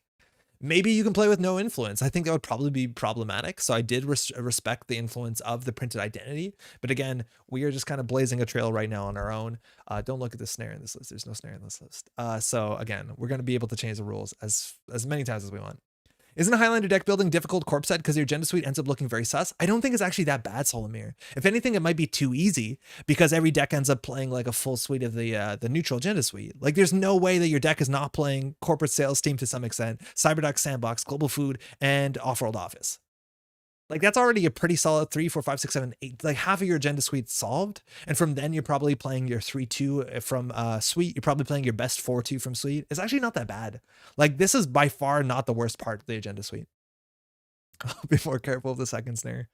That's another thing that I'm like a bit apprehensive about is like, what's the chance that these lists are going to be entirely like dedicated by who finds the anoetic first? But I guess on the other side, it's like, how quickly do they find the light the fire? So maybe like what I want to see here is how much of this is like embracing what you've drawn at the moment and how to play that out. Or is it just going to be like, oh, you drew poorly, you lose. I don't know.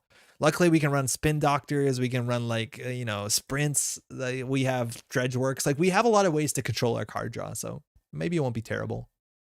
Something feels off when you're happy to be playing the neutral agendas and you're just plugging holes with faction agendas. Soulmere. Never heard that criticism before, but I hear you. I know it's weird. It's standard sets, but I think there's a good argument that you could play Eternal, but I would posit that if you are playing Eternal, you should play a bigger deck size. I think you should play like 69, 80, 100. I don't care. If you're playing Eternal, I think it's actually not hard to build a 100 list. I think 49, you're starting to include weird bad cards that maybe you actually would consider playing 60 cards or more in standard. But I'm just worried that like when you play this, it's going to come up to whoever drew less bad cards. That's going to be a big decider on the games, but we'll see. Again, we have not tried this. True. Nice. Yes. Nice. Commander's Eternal for FYI. I don't know if you know. Oh, in Magic. I do. I think there's a ban list though for Commander in MTG. I'm pretty sure there's a ban list. Wayne, any side. Oh, okay. I just need to import these real quick. I'm actually excited to play this HB deck because it's Mirror Morph, and that's actually a really fun idea. That's a really fun idea. I don't know. I've been a huge Mirror Morph fan recently. I don't know what's happened. Commander HB. Is it just Mirror Morph? Yeah. And I'll just import the Anarch one, which I think is just good. Probably. It's not that different. I'm gonna start with HB. The thing is, like, so many decks that we play are like hoisted onto the back of playing like 3 Sure Gambles, 3 Rashidas, 3 NGO fronts. And the fact that we don't have that, I have no doubt we're going to be lacking economy.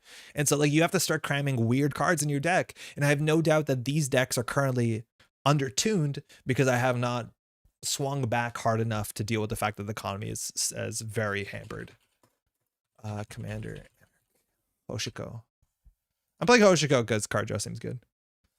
Why play economy if you could just click for credits? The most efficient way possible too in Mirror Morph. So the ban list for Commander is not well maintained, to put it politely. Is it just like the most egregious stuff? Oh, can I corp? Hey.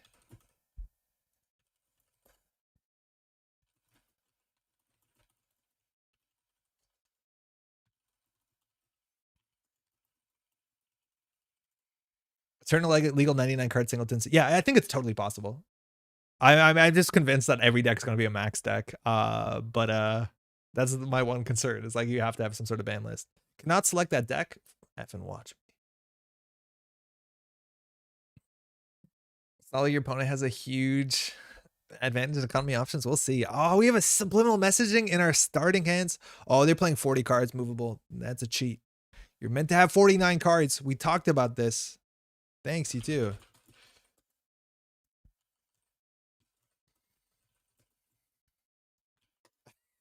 Was just gonna roast you. Hey, no worries. It's not the most egregious stuff, and it's feelings based, not really card performance. Oh, interesting. But because I imagine so much of Commander is balancing off of like fun, casual play as it is competitive.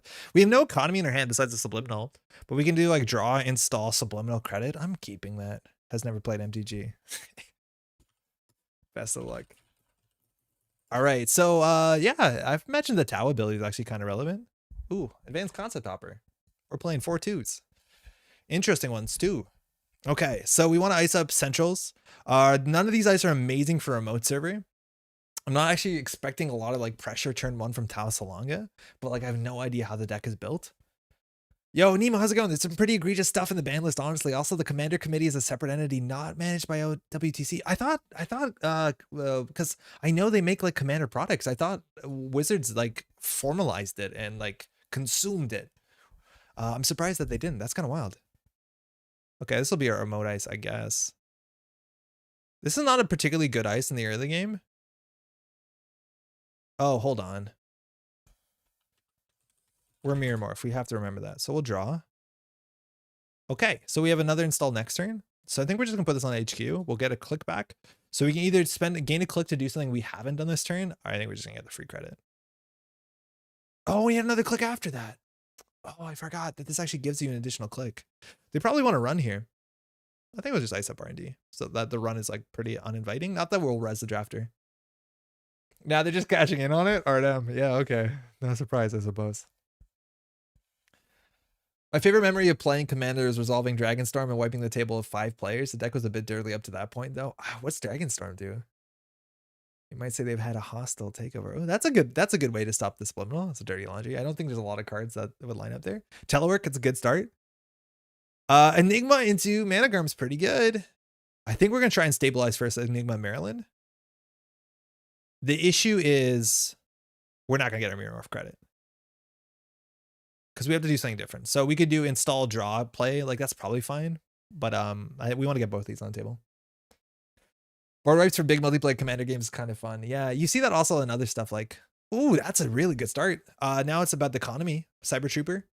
It is an Angolo. So we res this for 3. They break it for 1. Not excited.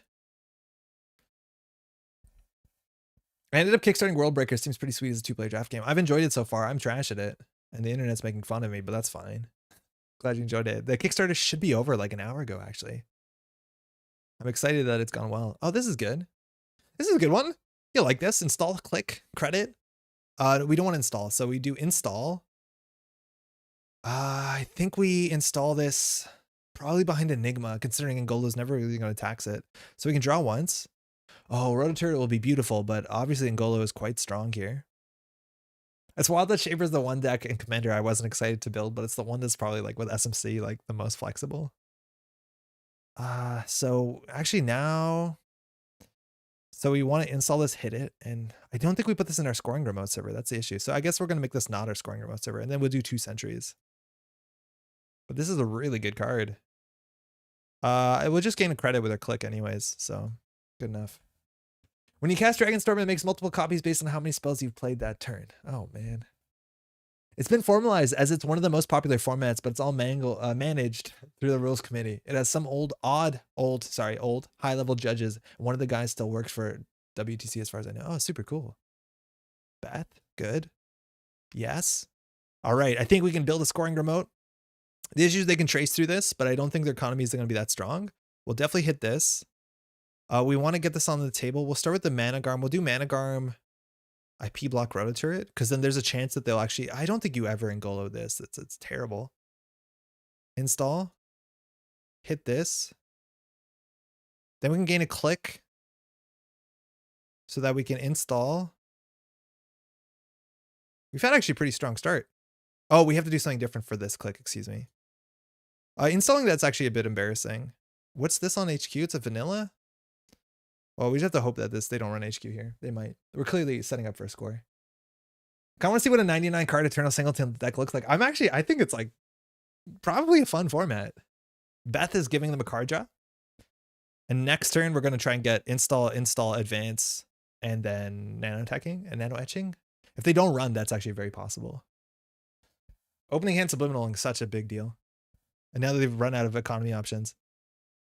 Like, this is the sort of format where Caddy Jones, like, you do want a wider card pool for sure. Caddy Jones would be quite okay. It sounds fun. I imagine this is right up your alley with your sort of more restricted deck building options. Caddy OP here, it'd be pretty good. They're clicking for credits. Oh, they're doing it. This is smart. I like this because it's very obvious they were trying to jam. It's been a couple turns. So if they snatch the advanced concept hopper, we're in a really bad spot. Oh no.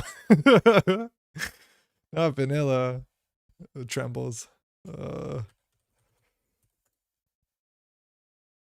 They could break this if they want. It's 3 credits. Gives an access, which I think is quite valuable right now. It also denies the subliminal, so it might be worth doing. I don't know if they're gonna do it. Oh, fire all. Okay, never mind. Sick. Keyhole, yo, Aldrich. Keyhole unfortunately is not working because Jinteki.net changed the way, or sorry, Netrunner DB changed the way that they link deck codes. They're no longer like 5 numbers to this giant string, and so currently we don't have Keyhole working. It's something that I brought up to Remy. He's currently finishing his last semester. Remy's the guy who made this. Finishing his last semester of oh, it's not a successful run, mind you. He's finishing his last semester of school, so he's a bit busy tied up onto that before fixing that. Sage, the 3 credit vanilla break, horrifying. It's not good, considering how their economy is going. So we want to do install. I think we're not going to use our ability advance. We could hit this, but then we have to do something different, so we can't install. I'm going to install. Like, getting the scored early is quite good, because then if they run for subliminal, it's good for us regardless.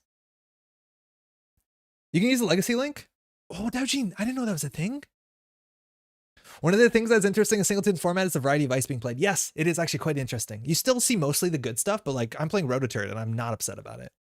Especially because it's like really good in a format where you might not be prepared every single turn. What I'm worried is that the decks are, again, not like optimal, so then this format might look boring if you see like movable clicking for a lot of credits or us clicking for a lot of credits. I think we've been lucky with our start, but I do think you need to juice your decks. You can't underestimate what the difference of like losing 2 sure gambles from every single opening hand looks like. All right, we're going in. I think we definitely have this. IP block is quite annoying. Oh, the vanilla is actually really bad because Tau can move it around. We'll see how it goes. Rototurret came second in Worlds, yo. Yeah, I think they were very embarrassed about it. Fire all, okay.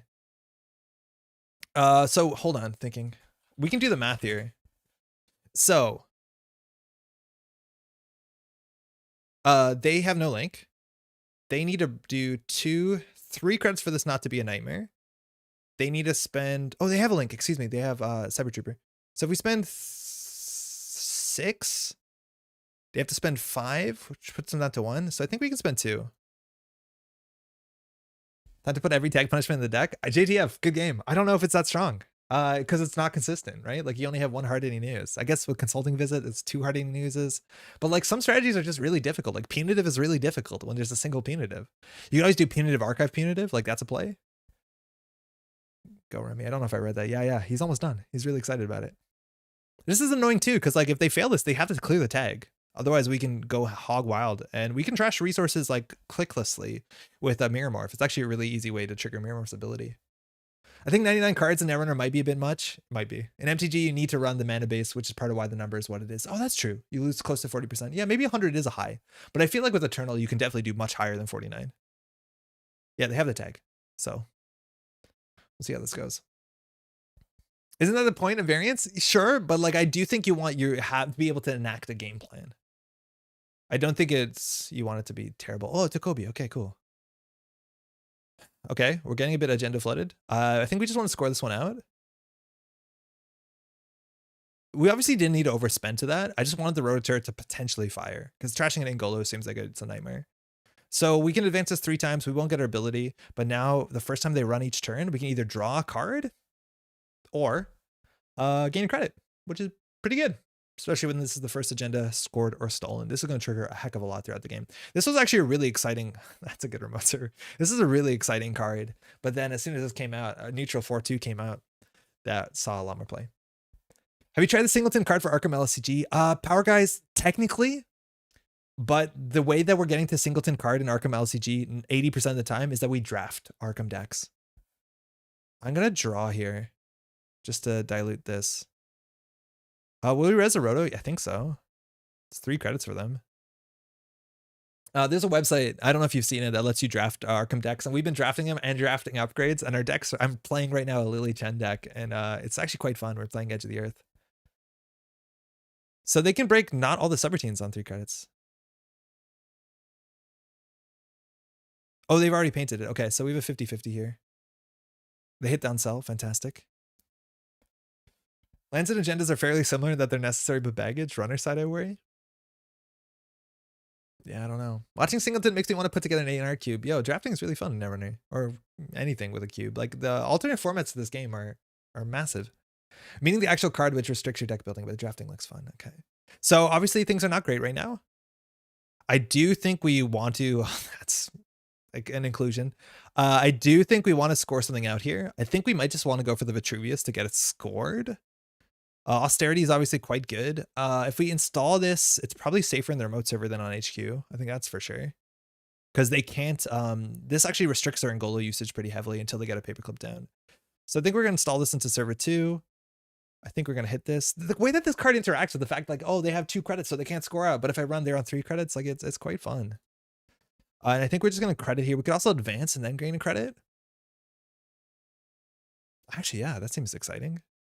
Unfortunately, we have to get the ice installed first, or any card installed first before, and then they move it with Tau. So this card's not too strong in the matchup. I may or may not enjoy cube drafting. Yo, Alec, have you running the next Cube League? I don't know if that started up yet. Consider me interested. If anyone wants Cube to start from or look at, I have a very vanilla Cube list I can share. Yeah, Ixaron, if you want to share a link, I'll definitely include it in the show notes. All right, Movable struggling. Their economy, they've played Beth, which is doing okay. They played Dirty Laundry and Telework, but we haven't seen economy. And like, Ngolo's a really flexible breaker, but it's inherently a very expensive breaker once you start using its ability.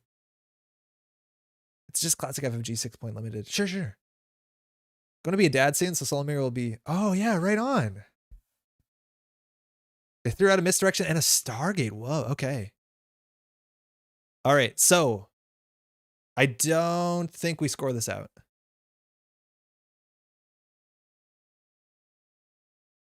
I do not think we score this out. Our hand looks good. Like, our hand does not look too wild, like off... So we could install a card here. I think we're just going to gain a credit. I think we're just going to gain another credit. Because then we can advance and then have another action so we can actually score out. If they don't run, we have Subliminal. Like the fork between Subliminal and Advanced Concept Popper is pretty good. Alec, do you have a date yet? Like, are you very, very close? Thanks, Xrn. I'm just going to open these in other tabs. We'll look at them after this game, but it's just so that I have these open so I remember to link them. Sunday. Oh, whoa. Oh, that's soon. Sure Gamble is good. Sure Gamble's quite good. They actually might be able to contest this. Allegedly. Yeah, that's how it goes. Aw, congrats, man.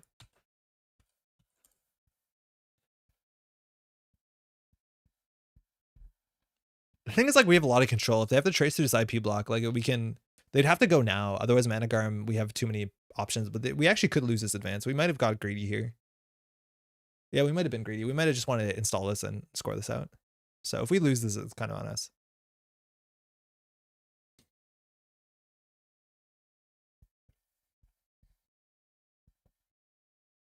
Enigma here, not great. Drafter here is okay. It's actually quite expensive to break Drafter, right? 2, 4, 5, 6. Discord for set cube. Oh yeah, they're going for it. Okay. So you draw a card or gain a credit. I think we're okay. Next turn, I think we're pretty set. I think we'll gain the credit. Yeah, they have 2 clicks, which means that we can control whether they can trash the Managarm, but we can't stop them from breaking this. Okay, Discord. If I copy paste that this, I think it's going to open it into a Discord, which is going to be a bit of a... Oh, I did it. Okay, hold on. Okay, cool. Thank you. Fire all. Okay, so they need 3 credits for this. That'll put them on... So they need 2 credits for this, 3 credits for this, right? So that puts them on 5. So that puts them on 4 credits, which means if we force them to spend 2 more credits, they can't trash the Managarm, unless I'm goofing this up. So here they have to spend 4, which puts them down to 5. This is 3, and then they have 2 left. I think that's accurate. So we're gonna lose this agenda, but hey, we did that to ourselves, unfortunately.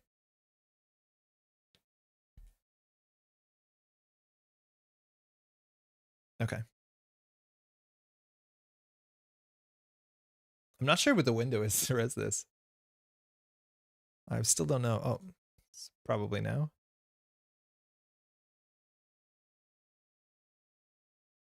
Okay, yeah, they have exactly 2 credits, which means they spend 2 clicks. So we keep the Managarm.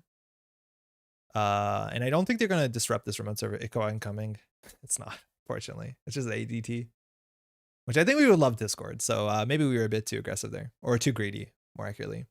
I don't respect myself to explicit singleton, but I'm trying to get as close as I can. There are just some cards that don't have anything close to them, like Aesop's.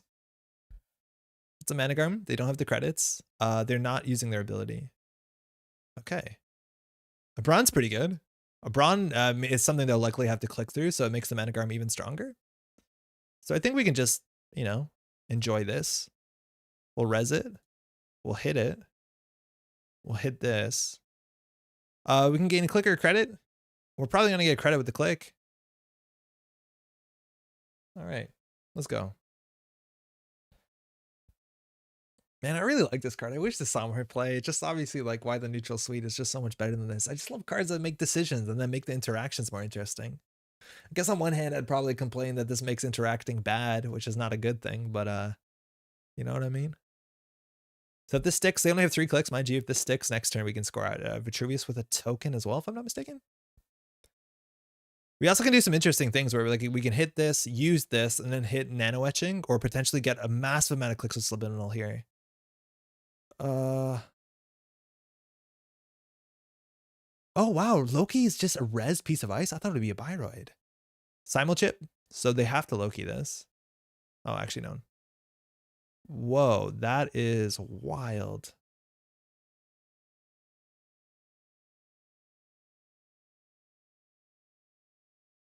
So we actually can government. Wow, okay.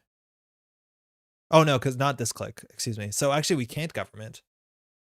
Unless we install ice on archives. Whoops. I guess we brown the remotes ever. No, we probably brown HQ because I think they're gonna run HQ here. No, I think we Loki HQ because I don't think they can break that. So unfortunately, we are credit short of government in here because we can't play it because we have to play something we didn't do. If we took the credit, we could have government, but then we can't install. Okay, hopefully they don't run this turn. Oh, they did swap. Sorry, they swapped the Drafter and Enigma, which I think is a really smart play. We want to overinstall on this one. This is a liability for us. It's our worst ice. Peace. Oh, wow. Sick. That's good. That's obviously means we can score out next turn. We actually could have scored out this turn, right? Oh, no, we can score out this turn, excuse me. And a distributor, but they don't have the time to click it up, which is unfortunate. Okay. Wow, I think we can do a lot. I'm not actually sure what we can do, but I'm pretty sure we can score out a 5-3 here. So let's do like some nonsense.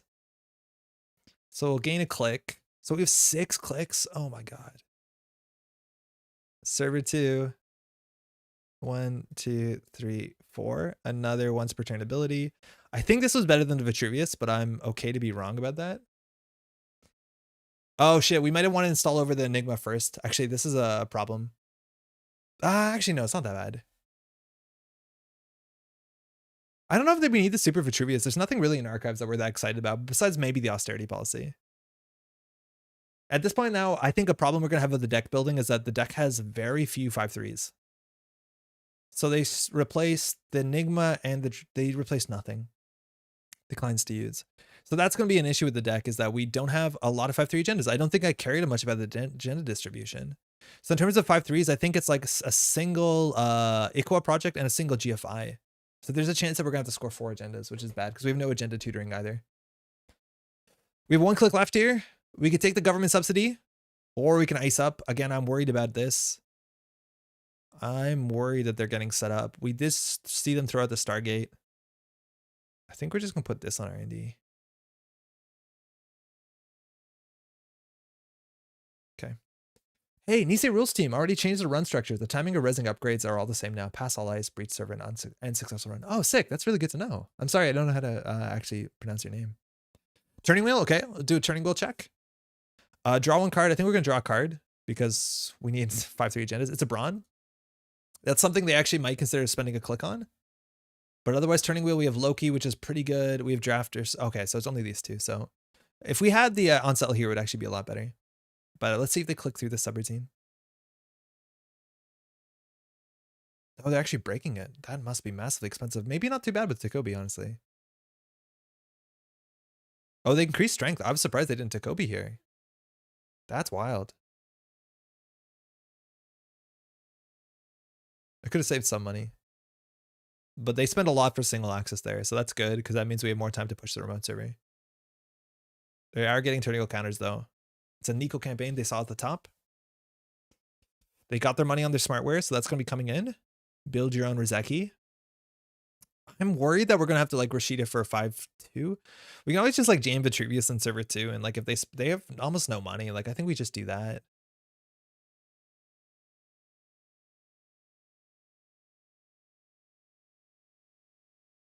I think we're just going to gain credit.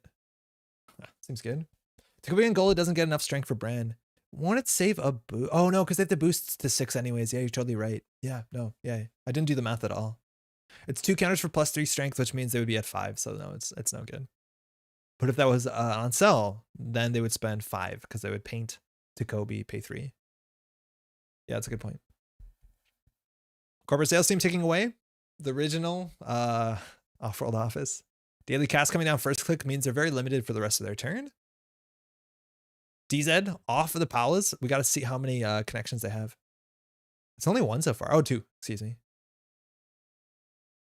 I think we just score out this. Oh, restore is good. That gets us back our austerity policy, which is actually a win condition. So I think we're just going to triple advance this to be on game point. We actually don't have a biotic in this list. They could definitely do something interesting here with Tau, but again, they're only going to be on 4 credits next turn. And most of our ice is actually pretty expensive. Maybe the vanilla. Okay, I'll Loki here. I thought they'd maybe consider putting the vanilla here so they could build turning wheel counters, which would I think would be a fair play. It's just if they're doing that, they're not. Oh wow, what do we do here? I think we just draw a card. It's a Loki. So we have to choose a piece of ice. We gain all subroutines, so I think we're definitely going to pick the rotor turret. I think we picked the rotor turret. No biotic? Yeah, because we don't have a lot of 3-2s. Like we have 2 3-2s in the list. I don't know if biotic is worth it. Like I think it's worse than Seamless Launch. That being said, like there's instances where biotic is actually goes pretty far with Mirror Morph. So this is interesting. We could do IP block to make it a barrier, and then they have to do trace. And this has an end run anyways. The trace is kind of annoying. If we do a rotor turret, they'll probably break it regardless. I think rotor turret. They only have 2 credits. Yeah, it's definitely rotor turret.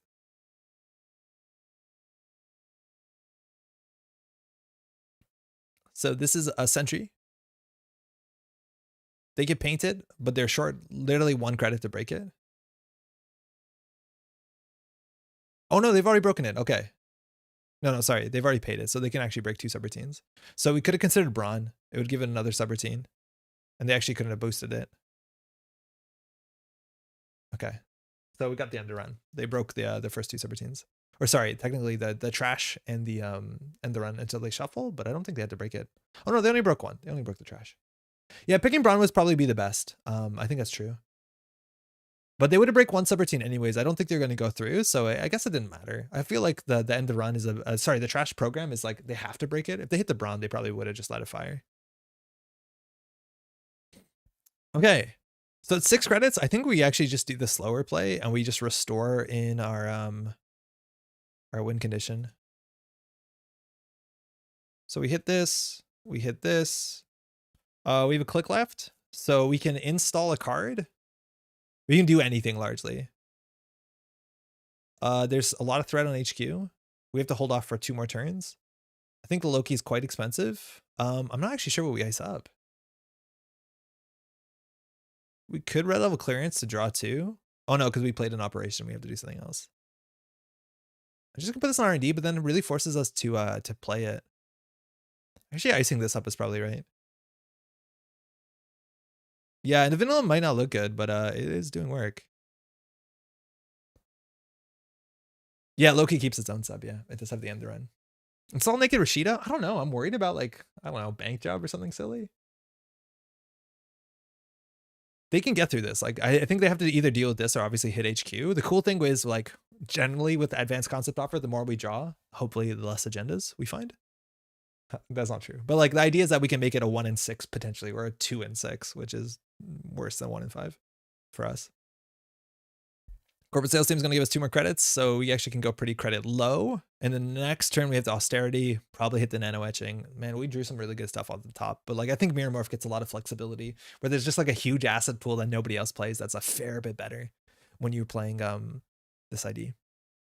They have a paperclip and an out of the ashes. That actually is really quite relevant. The paperclip specifically. Okay.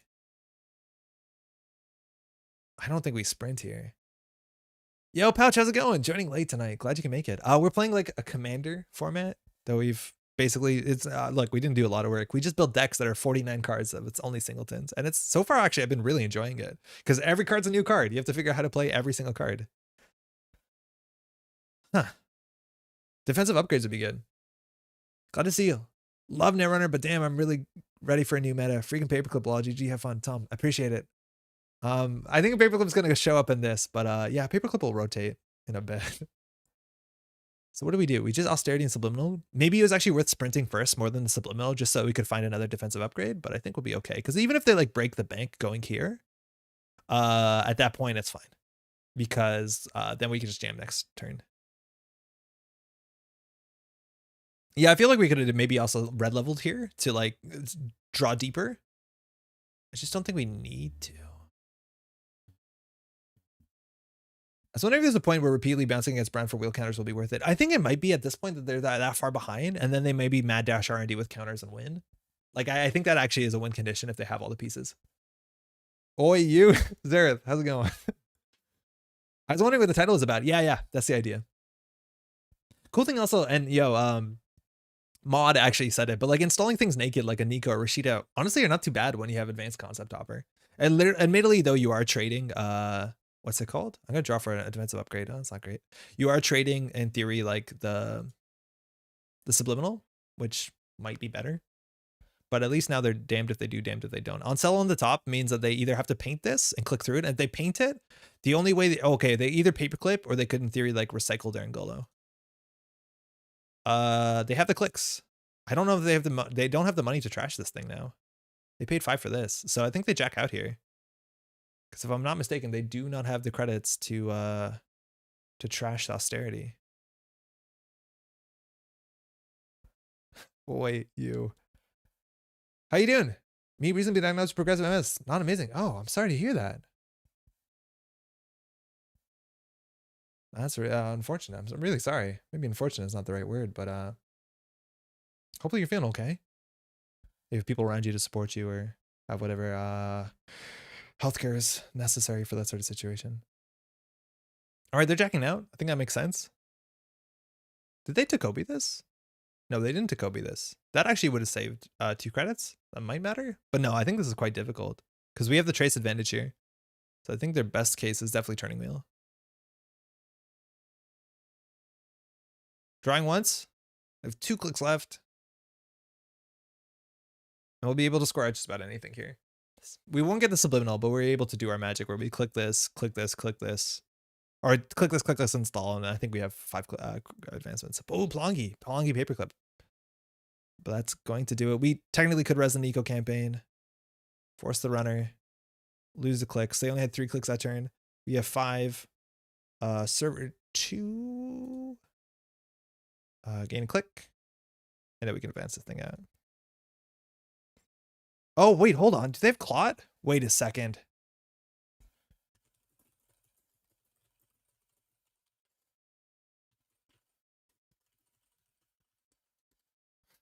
I don't think do we need to respect Clot? I don't think so. No, there's no way to pull it. Wait, no. Oof,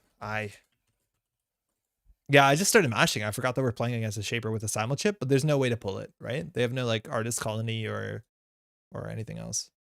Yeah, good game. I think our deck works. I think we had the pieces that we needed.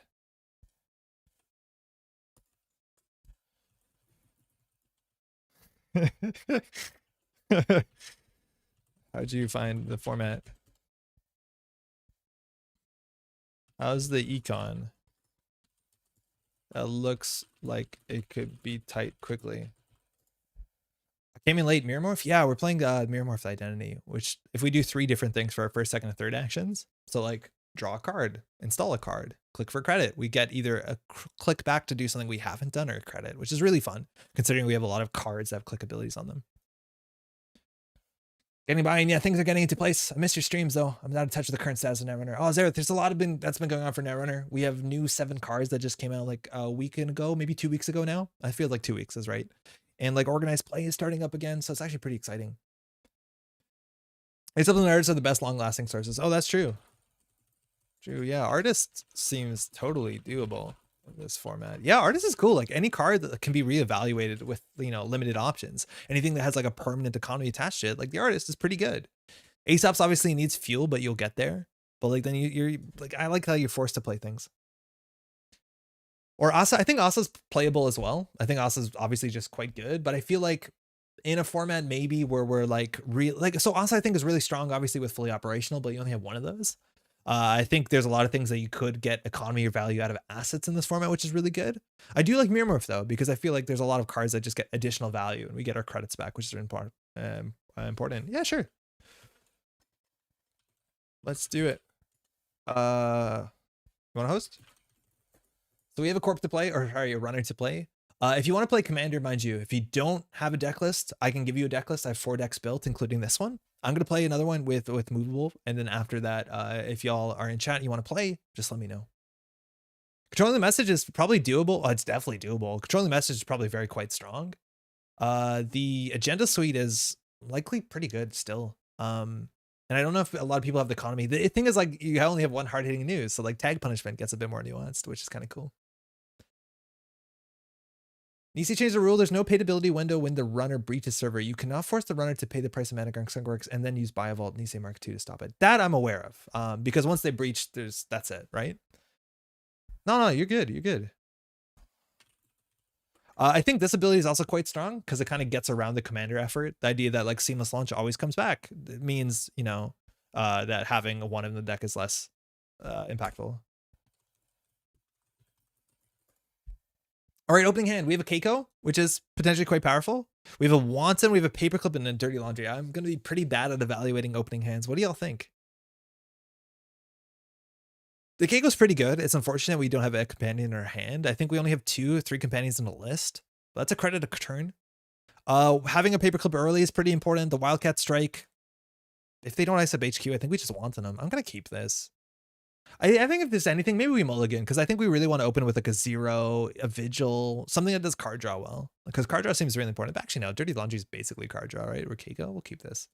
Joda, you like it? Yeah, I think we can do this. I just don't know what the range of hands is. I haven't fishbowled card hand draws in this.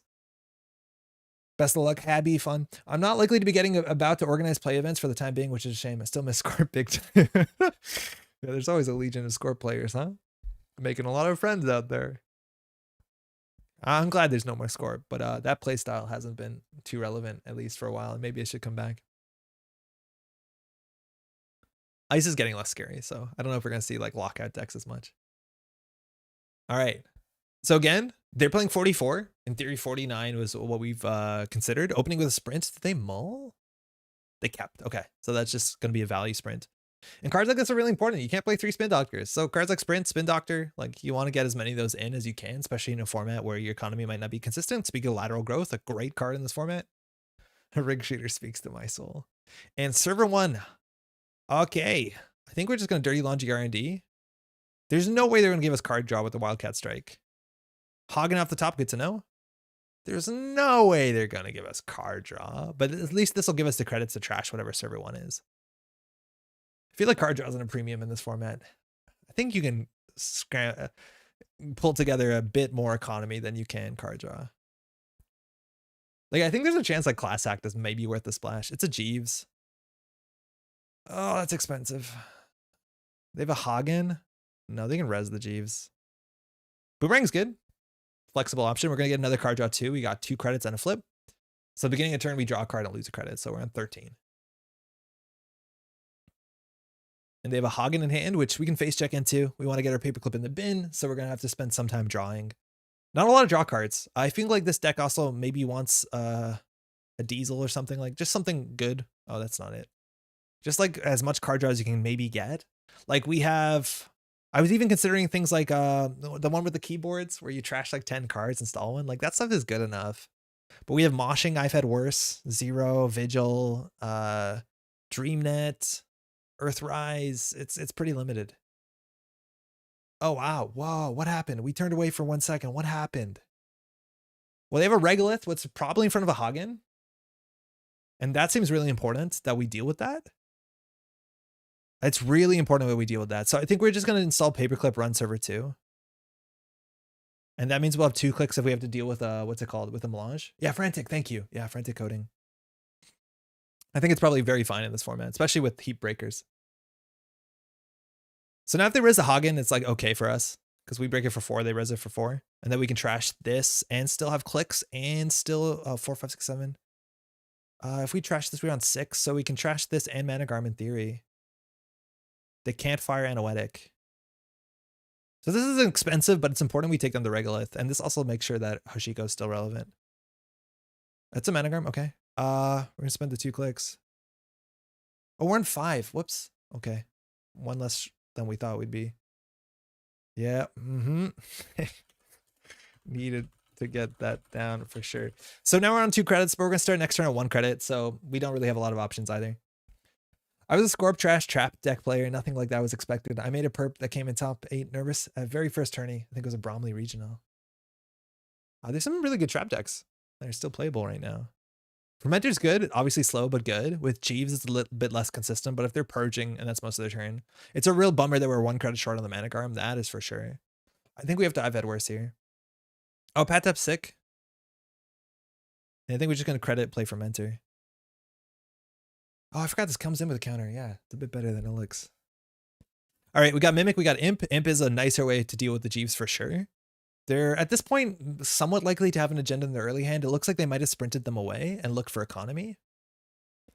But this Jeeves is going to be like a Pat campaign for them for a while. I think they're going to like do 3 credits and then jam onto the Mana Garm, which if they get a Seamless early, like that's pretty good for them. So many of the agendas in this list are going to be tempo positive. Wait, did we have a Boomerang the whole time that we paperclipped this? Did we have a Boomerang and we paperclipped this? Are you serious? Is that what we did? That's embarrassing. Did we actually have this in hand? If we install the Imp, they'll probably purge. This is not going great. This will turn on our ability though. You sure did? Oh my God. That's embarrassing. F. Yeah, that's really bad. We should have boomeranged that by a mile. Deck was BP, trash trap deck. Make it easy for them to face palm the damage. Of course you did. Great. Fantastic. Very good. Now the purge is actually kind of valuable because this is a 6 credit click next turn, which is kind of what we need to be back into the game in terms of economy. And it gets rid of the Imp, which is a big deal. Yeah, Boomerang wanted to hang. Yeah, how's it going, Jamar? Yeah, I'm. It's okay. I have no problem with. We gotta. Why does it say Shiro? Oh, Hoshiko Shiro, right? Hedge fund, Pat Tap, value. They got money, we got money. Back in it. DJ Fenris. That gives us a very fun Steve Cambridge once we're ready to interact a bit more. I think we're at the point that we consider face checking. Maybe not immediately. Okay, so I think we're gonna just pull out of this small nosedive. This comes in for 2 credits. Again, I'm not excited to play this until we have Wemo. This deals with Drafter. Doesn't deal with Hagen. Not Hagen, sorry, Unsell. I'm not sure what other sentries we're really worried about. I guess. Oh, it's a barrier, the new one, huh? I think we need a draw here. Trickster Taka means Keiko is actually quite good. So probably the Wanton? That feels a bit like a sacrilege. The Mimic is worth its salt as long as they're playing. That's the thing. It's like they're playing a singleton drafter. I don't know. Like, is it worth holding on to that? We flipped back. We didn't access. I think we'll face check first click into HQ. We maybe die to Brainstorm. Or not die, but like be on no hand size. If Moogle brainstorms us, we're going to be upset. This is good value. The agendas are likely in here. The Imp is likely to hit. It's an Afshar. Okay, that tracks. They trashed a Pad Tap. This thing is hard for us to deal with. We buzzsaw it for like, is it 3 credits or 4 credits? So we know we can boomerang that in theory. We'll just force this to be a bit uncomfortable. And Roto, that's true. I'm not too worried about Roto. There's a Gatekeeper. That's very good for them, but at least this will be now low strength for the rest of the game. So far we found the good stuff. That Gatekeeper will definitely help draw 3. In terms of the money, they played Hedge Fund. They played the Regolith. I don't know what else they got. Okay, here we definitely want to get our Keiko down because we want to get our 1 companion per turn. And a Corroder is a pretty fast. Love these face checks. I'll take him.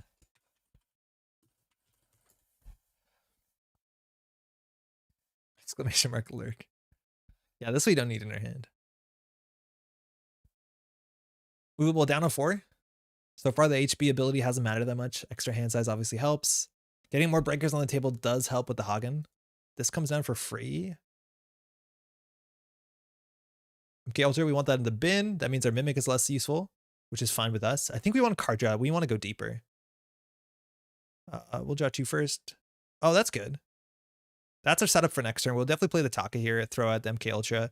And throwing out the Mimic means we double down on like the Singleton Arc Lockdown, which maybe in this format's really important. Like if you Arc Lockdown their 1 paperclip, you know they don't have a paperclip. So kind of interesting. So I guess we'll keep a Mimic.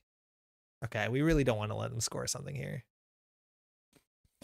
Okay, so awkward fork. Did they just notice? Yeah.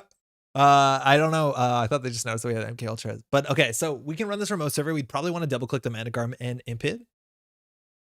The issue is that if we're doing that, we're not liberating, right? Because this is going to be, we technically get 2 credits of value off Trickster Taka. So we break this for only 2 credits.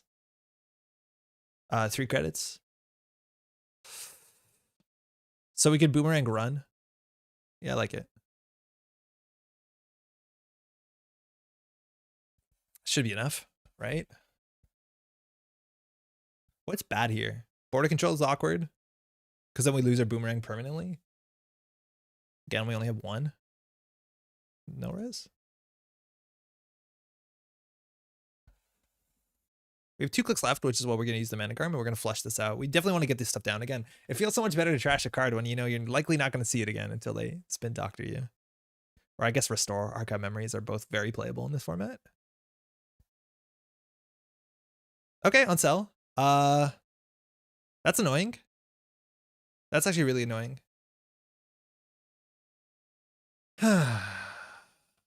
You may install 1 card from archives. That's bad. Interesting.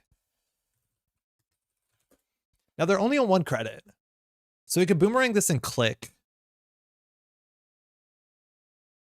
Right? Because if we basically, I think we boomerang this and click. Oh no, we just boomerang this. And then we cannot steal trash. So we just boomerang this. And then that lets us like jackpot or liberated, hit liberated probably. Light the fire be okay for this remote server. Because with 1 credit, I don't think they could score out. The issue is that we're going to lose the boomerang. But if we boomerang click and then we still have to deal with Managarm, thinking. So we have basically 2 credits on this because when we use the credit, we get the credit from Keiko. So that would be on 8 credits, right? So we spend 1 in here, 1 in here. Then we're on 4. So that would put us down to 3. So then we can't do Managarm. So we're just going to boomerang it and lose the boomerang. We can, in theory, still make a successful run to keep the boomerang in the deck. That's definitely not worth it. So I think we just hit liberated, use liberated.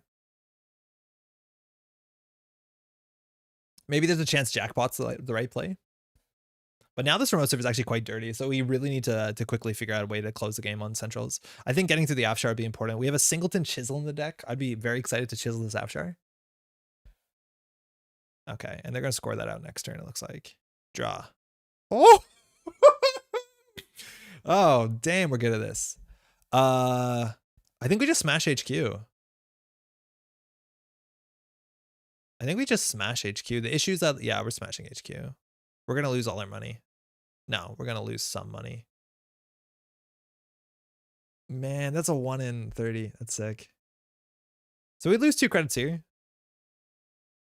But then we go back and it gets trashed. And then we can imp. If we steal an agenda, like we get Taka, we can always imp it. Yo, Nelson, how's it going? Yeah, I think we have to imp an agenda. To Bran, we'll imp that. Okay. No more money. Got Hoshiko on.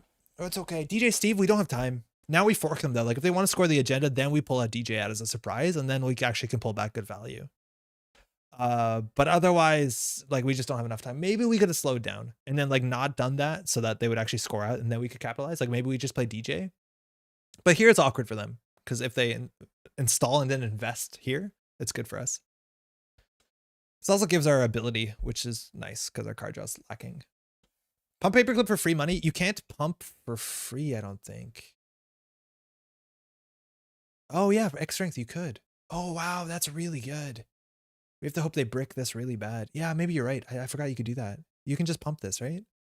Because it's not break, it's pump, and you can just pump randomly. You don't have to break. So in theory, you could always pump to basically gain a credit. Is that true? Can you just pump one on paperclip to gain a credit? But you have to be running, of course. All right, we're looking at the top 5. We get it res and install 1. It's a cool line. It usually doesn't come out because Paladin gets you there. Huh. Yeah, we could have made a credit there. Neat. A girl shows up. All right, we get through this for 3. That's not too bad. We can make that value back with well, firstly with Taka it's free. So we're going to basically hit this, get down DJ Fenris. And they added Regolith back. That is terrifying. Because we want to access with 3 credits for sure. Oh, Mystic Miami. Hey, bud. Okay, so we want to access with 3 credits. This is free. This lowers a credit, so we're going to do... It's 1 and 6, though, so I don't know how useful this is. Steve. Run HQ. They're still destitute, so if they install the Regolith, like maybe it was actually worth just like camping their mud for Regolith, because Regolith is going to put them back into the game. This we break entirely for free, actually gaining a credit. So Steve is really fun in this format. We only have 1 card draw card. I think we go for money. I think it's Dirty Laundry or Sure Gamble. Oh, we actually could do Deuces or I've Had Worse. I would kind of like the Chisel because we could chisel the Gatekeeper. Actually, chiseling the Gatekeeper is interesting. So we could do Chisel Dirty Laundry. Oh, Imp. If we trashed our Imp, that'd be cool too. Chisel Wanton is fun. What do you do? Chisel Wanton? Like, do you make him sweat? I'm going to do Chisel Wanton. Like, that's a fun choice. It's not money, but I think we have enough money. Yeah, Solomon, you like Chisel Wanton too? I think that's wild. So you can pump the strength during the corpse turn to convert Taka to real credits. Yeah, you have to do it during a run. Oh, it's a tier. They gave us the Wanton. Yeah, no, a Trickster Taka can only be used during runs, so you can't pump it on their turn. Unless you can run on the corpse turn, then yeah. Terrifying. Yeah, I don't know if they're going to afford that one, but that's probably what they're fishing for with the ADT. If you offer Chival versus Econ, you'd almost definitely get the Econ. Yeah, I'm aware, but I think we could just run next turn and do Econ. So that looks like it's almost definitely, yeah, the Regolith. That's fine. So we could Wanton their whole hand. It costs us 1 credit to run HQ. We still get Steve ability. We're just going to Wanton their hand.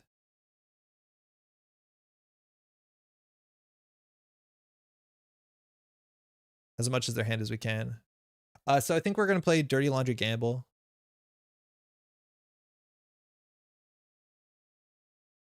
Huh, this is lagging a bit. I clicked on that, right? Oh, there we go.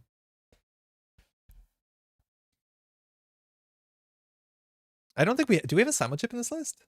You keep opening a long list. Hold on. No, we don't. Okay, so removing the chisel is not that important. We'll Wanton. I'll spend all our turn. We'll wipe 3 cards. And we don't access a card, so we Hoshiko flip back. For better or for worse. And they gave us the Sure Gamble, which is a bit trickier for us to play. But we're going to be on 4 credits. Regolith, do they ice up Archives? Oh, that's probably a Spin Doctor. Oh, man. I'm going to ask Action to see. Because in theory, if it's a Councilman, or if it's a Light the Fire, they have to Spin Doctor now. Because if it's a Light the Fire, they lose it. Right? Like, this is what Light the Fire does. Its existence. It's like, if we play Light the Fire... Oh, no. We have to play the Light the Fire first. They can actually... No, if we play the Light the Fire, they can just pop Spin Doctor immediately. Blah. Okay. All right, so that's a bummer, because this looks like they have... Oh, they're just doing it? Okay. All right. I think we chose pad tap and like dirty laundry. They give us the dirty laundry. Man, but like they have to make so much value out of the cards they have. Like I think the PD ability is quite strong. Okay, all good. Okay, I think we're gonna take a turn off. We probably run arc. I don't know. Draw once. Oh wow. Okay, well obviously we need to trash that first, so we'll do this. I think. Do we leave this? I think it'll get a Hashiko flip. Yeah, so we can run archives. It should force a spin doctor, assumedly. That's why they rezzed it. Otherwise, we could res the spin doctor, but this actually, nice flop. Thank you. What? Scape net? That's wildly hateful.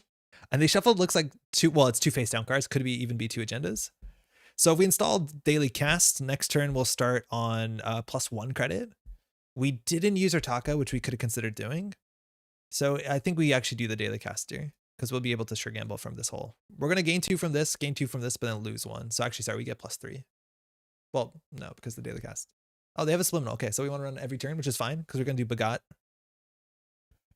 Our level is pretty good in this format. Yeah, Cody, how's it going? Like, it doesn't seem bad. Like, I don't feel like we're struggling. It's like we feel like we're actually making very meaningful decisions.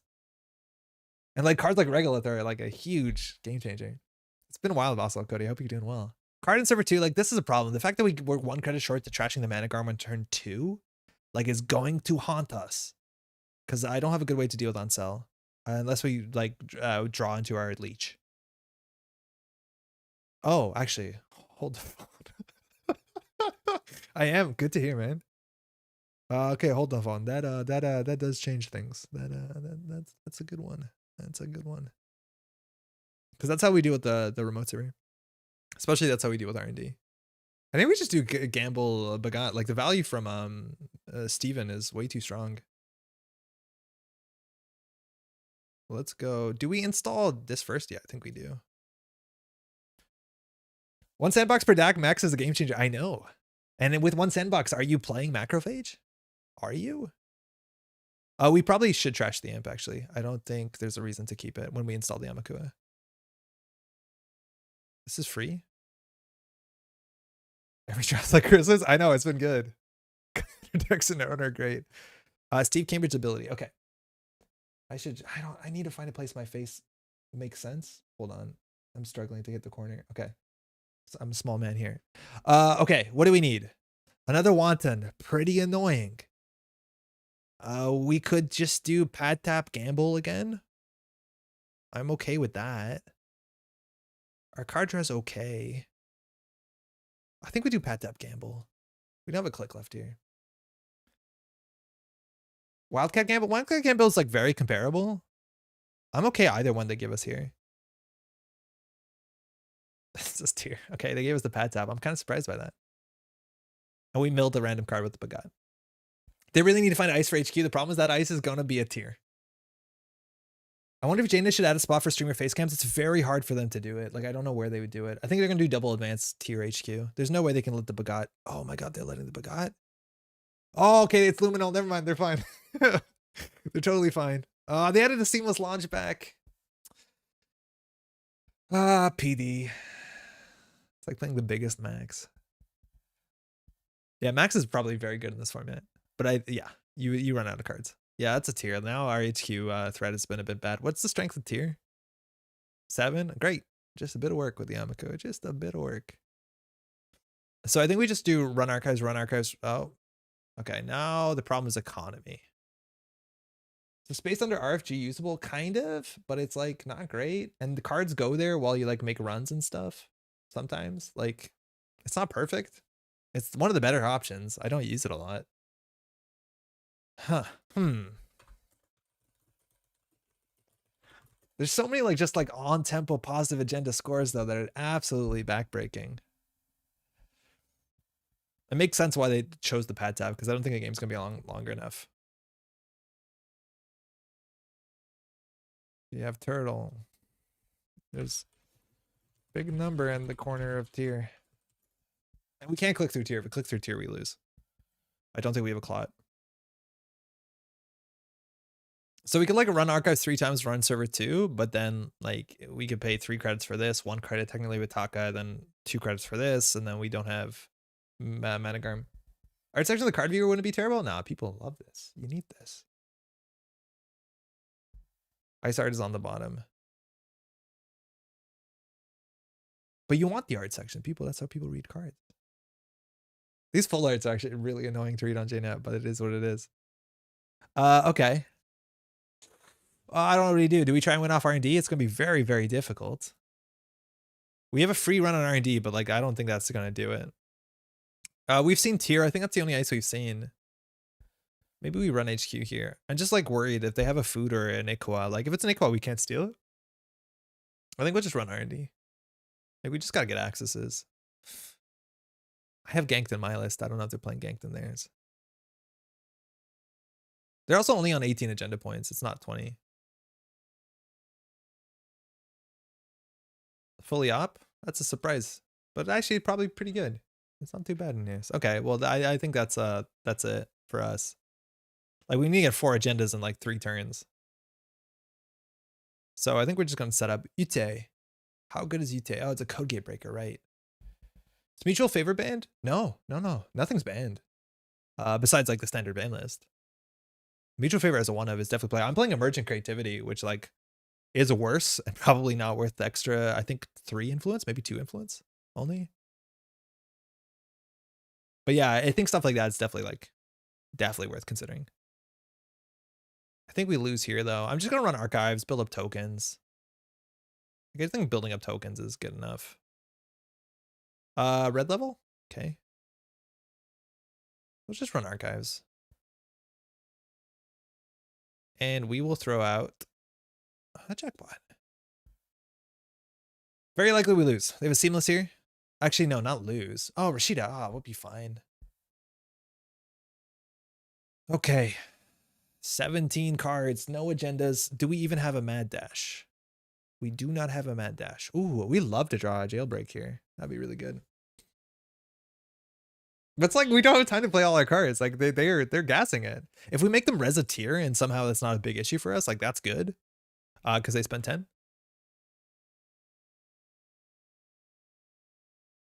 But I wonder if they're gonna run the trap of us where like they don't have enough 3-pointers in their list. Movable, they respected Iqua last time we played, so there's a chance that that was on their mind because they have it in theirs. APOC would be devastating. APOC would be pretty good. The problem is like it's very hard for you to recover from APOC because our playbook will be stuck down. Our Croter's in the bin. There's only 1 simul chip. It'd be devastating, but it's like, oh, it's bad for everyone. You know, like it's different in standard where you have 3 paper clips, so you're like, oh, 1 got locked down. I don't care. That's smart. Okay. Fully up. Nice. 3 credits. Good enough. Oh, we got a leech. That's obviously good. Do we just run server 2 and hope there's no tier? Which of the face down is tier, I wonder? It might be good to get the botch list there now. Yeah, I know. I'm actually considering like just botch list this and running it. I don't know what the text on tier is, and I don't think I'm going to type it's going to work because it has an accent. Yeah. Hold on. Tier. Do 2 brain damage, acceptable. Trash installed runner card, gain 3 credits, less than acceptable. End the run, not acceptable. Huh, got it. Yeah, I was wondering about the subs. They're pretty okay. All right, so we could like botulus this. After Rashida, the chance of them finding a 5-3 is a bit higher. We also could consider just running HQ to get 2 card draw cards. I'm okay with that. Unless I'm gonna assume they didn't put the tier on HQ. They probably put the tier on HQ. He realizes immediately. If the tier fires, I think we'll click through one of them. We'll click through the trash one. The 2 brain damage is acceptable. If they spend 10 to do 2 brain damage and end the run, whatever. I'm getting click by. Oh, look at you. Oh, this one's good.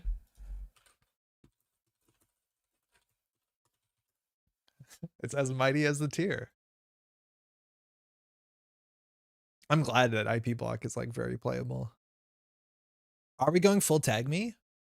I think we're going full tag me. I think we're going full tag me. There's no way we can afford not to go full tag me at this point. Get our value from that. Let's go. It'd be mutually assured destruction. I'm not wrong here. We can't not go tag me. Like with that on HQ. That means the tier is likely here. If we hit the tier from HQ in HQ, we've learned a bit. But like they can trash this. Sort of. We could consider not taking the brain damage. Whatever. It's 2 for this. Cheaper than paperclip. We haven't seen any tag punishment. Could install the botches before I end of turn, even if you don't run remote. Yes, I think we'll definitely do that for sure. But I'm pretty sure they're going to purge anyways, mod. I'm pretty sure they'd purge anyways. I don't want them to purge our Amaku as well, but maybe we're okay if they do that. Okay, this is our last Steve Cambridge. Very likely last Steve Cambridge trigger. We could do boomerang and something. Like, liberated seems less attractive. Do we just do boomerang deuces? I'm okay with that. I'm okay with that. There's no way to give us the boomerang. Like, synchronous, it's so fun. The value of the card is so much higher when it's like, oh, that's the only one I have to worry about. They don't give us the boomerang. If they give us the boomerang, we'd consider running the remote. Yeah, there's no way. Okay, archive memory is good. We mill. Okay. Wonder if we should have played the leech, honestly. So, I do think we want to put the botches on there. I think you're totally right about that. And deeper we dig. Actually, no, we maybe want to keep this to get an advancement counter. I don't know. I don't know. Oh, Hippo. Ah, Hippo is a card. Hippo Stargate is a card. The Iced Up Archive's really strong. Really well, excuse me. Well, we gotta do this. I don't know if we can afford running R&D here. I think we just either pad tap or click for credit. I don't know if the pad tap's ever gonna get value. This is for playing events. Awkward. We've already got our free or cheaper companion. I think we installed the Hippo. Let me try and win maybe off of R&D. Good night, sweet mimic. All right. I don't feel like we're playing optimally anymore, but we are uphill. Seamless launch. They can't have a second one. Oh, not a sandbox. Fuck. Keiko also pays for using companions. Yeah, we already did though. So that's why like I didn't want to install the Mystic to for free. Okay, that's the best agenda they could have scored there. They're gonna get back that seamless. Oh man, all our work. All right. That's upsetting. I wonder if Atman's worth playing. They added the seamless back. Okay, that's the PD problem. It gets around the commander issue. I didn't know it until yesterday. Yeah, that's a huge thing. It's like why Trickster Taco, one of these is worth 2 credits. Okay, I think we just have to tilt and like Hippo Stargate R&D and go. I think that's the only thing we got here. I wish we could afford the leech too, but we can't, right? Like we install the Stargate. We Stargate. That puts us on 0 credits exactly. Yeah, we can't.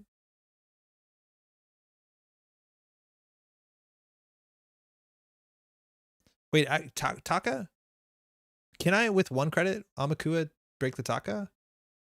How does this work? Because I only have 1 credit. So do I break the ice subroutine, it triggers, then I use a Taka to generate a Keiko and I break the second ice subroutine? 1 sec. Because I know you choose all subroutines to break at the same time, and then the ones that you don't break fire. But do I pay 1 credit, use the Ataka, it generates a credit, and then Keiko generates, you know what I mean? With Taka plus Keiko, can I full break Gatekeeper with 1 credit? I think so, right? Because you break 1 at a time. Yeah, I'm gonna just assume it works. This also will gain Taka credits if we find it in agendas. Because as long as I don't do all the, yeah, breaking is a discrete paid ability. So as long as I do this, it should work.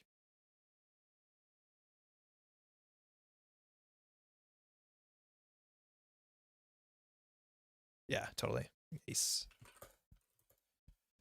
All right, so we want to trash non-agendas because we want to hit the agendas off the top. Cobra Magnet. Okay. Honestly, the Cobra is 1 strength. It trashes a program.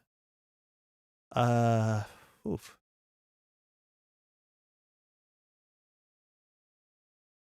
Two net damage trash a program?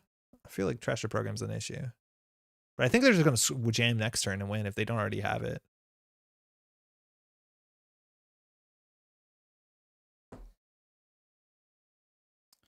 Okay. Money is a problem. Money is a real problem. The server is quite good. I think we just run back in to get an Amakua counter. With one Amakua counter, actually, we probably wanted to keep the Cobra around. Shit. The fact that we could run back means we'd rather trash the Magnet, because they're going to top deck a Magnet, and we actually have no good way to deal with Magnet. We trashed the wrong card. Because with Amakua, we could start next turn on 1 strength.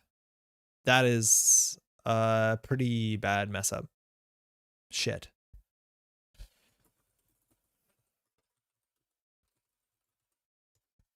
Yeah, why hit with the Gatekeeper? Just to make it cheap, because our economy is gutted, right? Like, we can't afford to do that over and over again. It also means that we can get free Amakua counters. It's always breakable, yeah, but like oh, wait, well, hold on. I didn't want to do this. I didn't want to do this. Shit. Okay, okay. It's a misclick. That's fine. That's fine. Whatever. No big deal. I want to run R&D again to get Amakua counter. There's a chance we lose here, though. They only have a Vitruvius as a 3-2, largely, so they have a Biotic. They could do it. Yeah, they have it. Wow, they have it. I get that you'll save money, but you're only running the Gatekeeper once a turn for Stargate. Yeah, sure, but this also lets us like just charge Amakua counters. Oh, they had the Vitruvius and the Biotic. Hey, good game. That's fun. Yeah, it was actually really fun. Decisions clearly mattered. You think? I feel like the runner's side. There's definitely, you have to change how you're doing. Those 44 card decks are so good at drawing their tools, even singleton. I know, yeah. For what it's worth, like I do think that all corp should at minimum be a 49, just because it makes things more, slightly less consistent. So the chance of them having, the nuts at the right time is a bit simple size. That's 100%.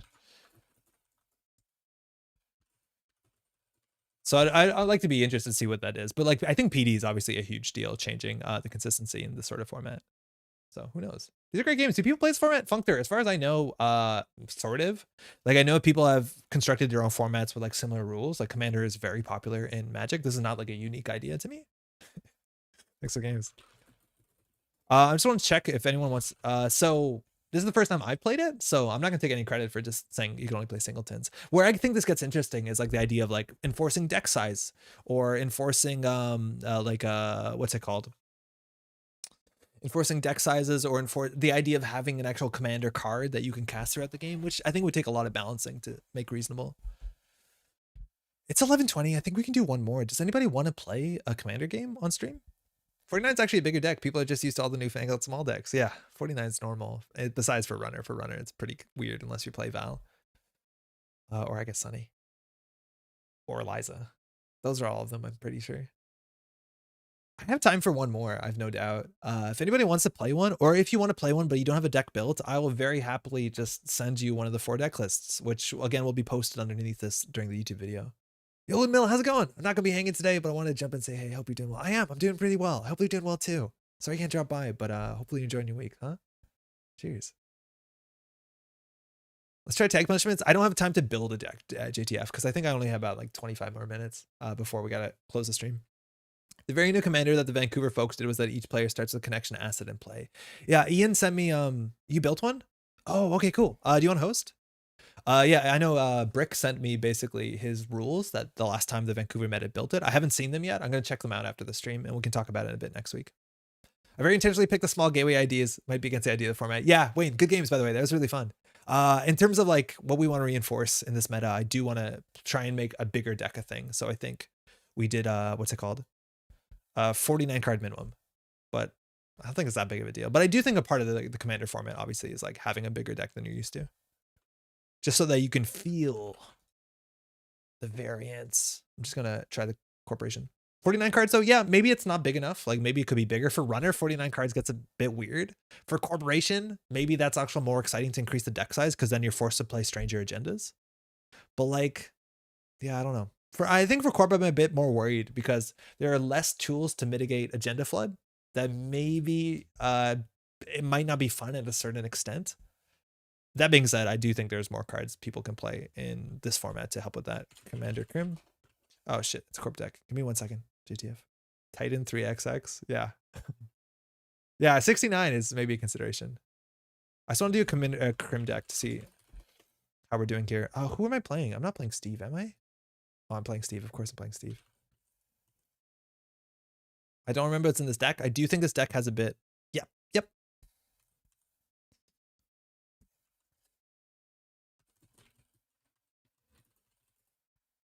Let's do it. Okay, CTM. This is an issue. We do have a Miss Bones in our opening hand. That's kind of nice. In terms of economy, make a run if success instead of accessing cards, name, asset, ice, or operation, then reveal 2 cards from HQ at random. Trash each revealed. We're doing the trashing. We're gonna keep this hand. I wish it had more economy. If we whiff the embezzle turn 1, like the chance of them having diversion turn 1 is pretty low. I'm gonna keep this just because it has Miss Bones, but like we have no economy if this embezzle whiffs. So this is a dodgy thing. Best of luck. And there's a chance if they have enough assets, like they'll just go horizontal and not give a care about the potential diversion on turn 1. But I have a big chance that this is not going to be a good enough hand. The just chance of them having like salient tag punishment on turn 1 is a bit minimal. Like for a single tag, I think the only thing we're worried about is predictive planogram. Shit, they've iced it up. Okay, what do you do here?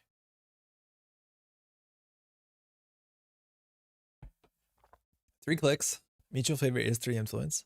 If we play this down, we can trash this for free. Retribution probably painful in Singleton. Oh, that's a good point. We do have a simul chip in this list, maybe. Yeah, we do. So not the worst. Market forces is not great. There's no close accounts. I think we should have mulliganed for economy. This is not going to do it. The fact that if they ice HQ, our game is over. It's an issue.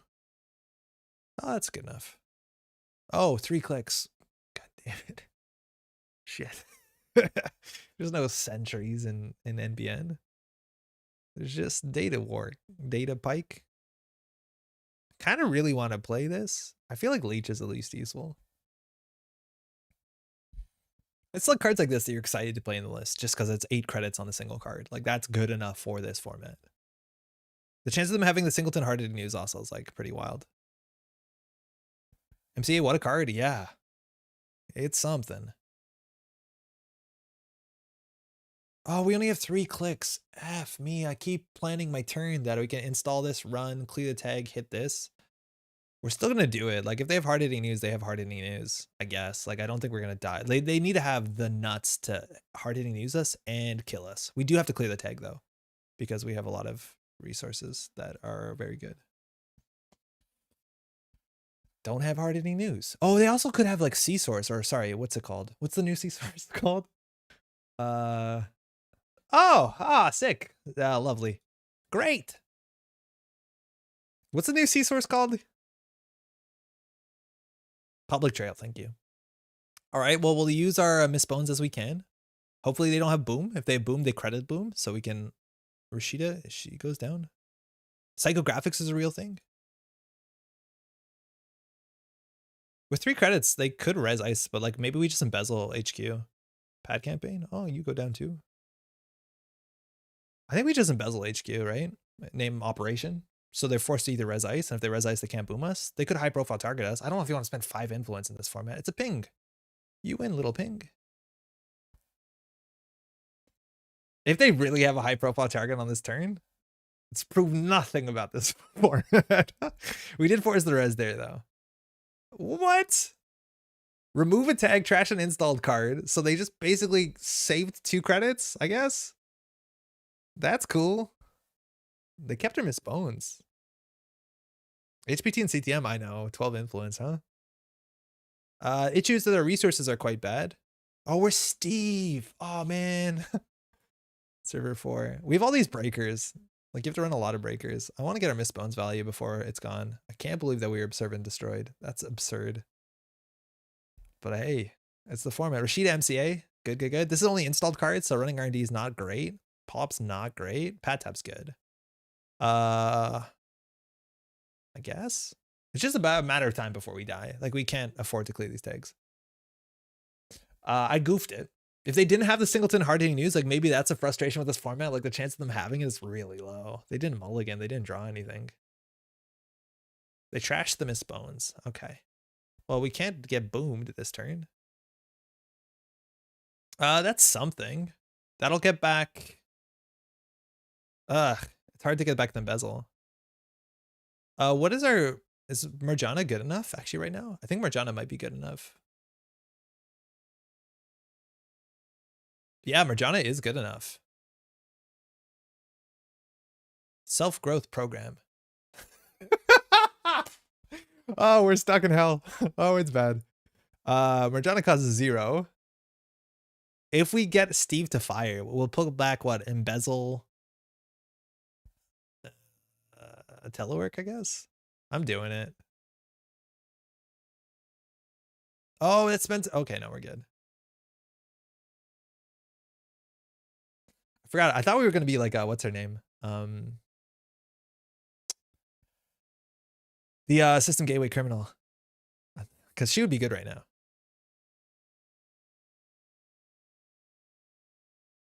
Embezzle seems quite good. Zaya, yeah. Zaya's daggy. I think we do another mutual favor now. We probably do this. You're questioning what kind of tag punishment is relevant. I know, right?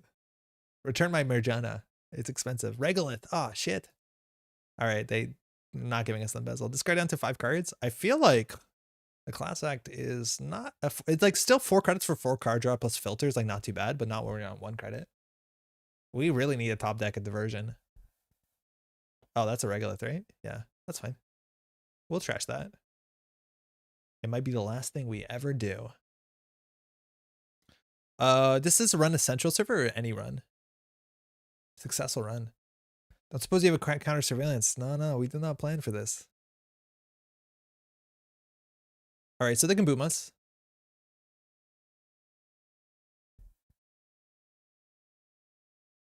They can return 2 cards. So like playing the pad tab is not particularly good because we know they have the thing that returns 2 cards. We can't steal Bologna.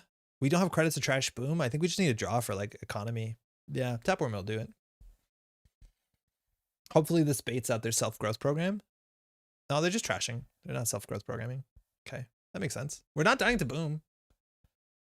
We are struggling though. We need to find like 2 things that they're equally worried about us having. Like Miss Bones and something else. Okay, that's economy. This is a nightmare. Oh, no. This is bad. Beal, take it. They're gonna have a lot of weird agendas. Like it's only 1 Bologna. Commercial Bankers Group. Okay. Play a pad tab. Whatever. If you res something. We're gonna get Watchdog. There's something wild. We haven't seen a lot of ice. That looks like the bankers. We probably want to break that down. All right. Good for us. So I think we do credit, run server 7. We can't let them have a bankers. Like they're down here with us. Yeah, that's fine. Run R&D. Toll booth. Fantastic. That's not real ice. We do have a D-res in this deck. Eventually the Tapworm will be okay. That looks like a toll booth. Drawing in for something. Not really playable. Accessing with 0 is like really annoying. We've seen the Rashida. Oh no, we haven't. So like accessing with 1 is like okay. I'll draw once more. Oh, Penny Shaver's good. Penny Shaver's quite good, in fact. We haven't seen any kill. We just haven't seen... How much influence have we seen so far? We've only seen bankers for 2, right? So there's 10 more. All right, looks like they're scoring behind the toll booth. We'll run that to force the toll booth. We got a credit from Tapworm, so we're getting there. I think we can do credit, Penny Shaver, run server 8. No. Yeah, that saves us from losing one of our credits if they res the toll booth. Because otherwise we lose one of our credits, which is 100% of our credit pool. So this is fine. They spent 8-10 to run. Like, that's likely Yoshida, which is okay. Again, they're stuck in here with us. All right, ice on R&D is a problem. That's a pop-up. We don't lose if we say if we pay 3 credits. We can't. Yeah, we could boost the strength of Marjana to only lose 1 credit. You're right. Undo click server 9. Okay, so this is really good because Penny Shaver is going to be a really strong thing because we can start checking things. Do we know what? Oh, that's fine. Do we know what server 6 is? The one thing that's going to really hose us is if they stick what's it called? The teacher. That's a Maryland. We knew that.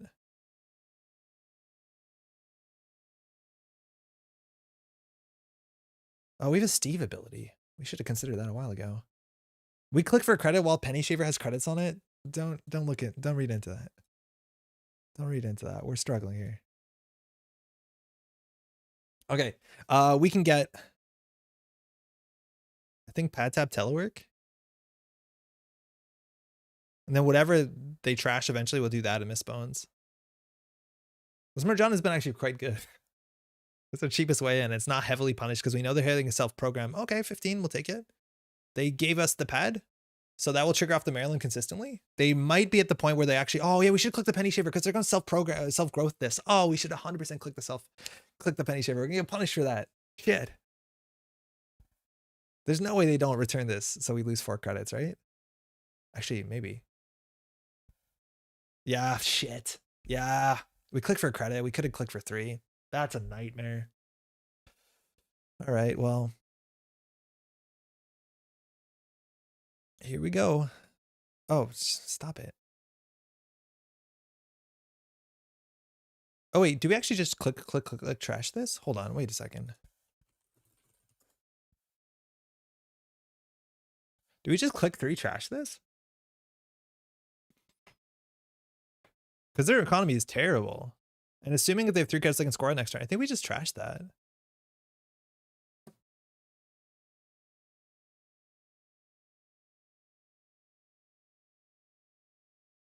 Yeah, it's a bummer, obviously, that we can't. Yeah, that's such a big misplay. That's fine. So we want these 3. We want this. We want the boomerang. I think we're not going to need to break a sentry. But again, I'm ready to be surprised by what this format can hold. That looks like it's an Arella Salvatore in server 8.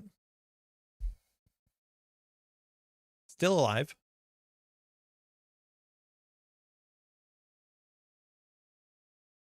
Sansen, okay. Okay.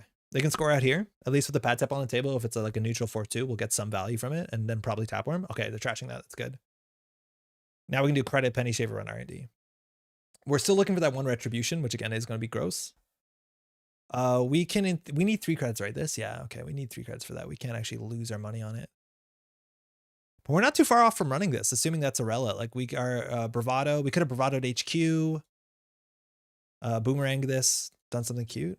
It's a daily business show. Draw. Oh wow! Actually, wait. We have some tricks here. Does anyone remember what server 6 is? Do we see server 6?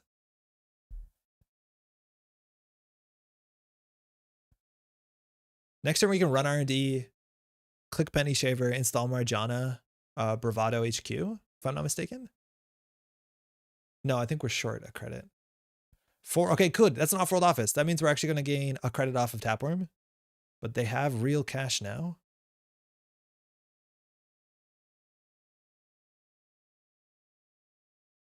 Market force is going to be a problem. Nano etching. Fascinating. Do a search for server 6 in the chat log. Does that work? No, good. We don't know. Thank you. That's a good idea. I never considered that. Okay. If we go HQ, we can do pad tap and oh, we'll figure it out when we're there.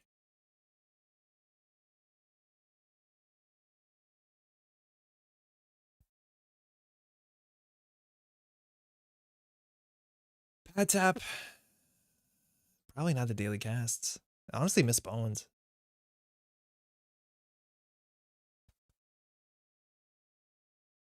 We haven't seen like a what's it called, a market forces yet. So I'm tempted to click the penny shaver. Sansan, we knew that. So we'll take that for 4.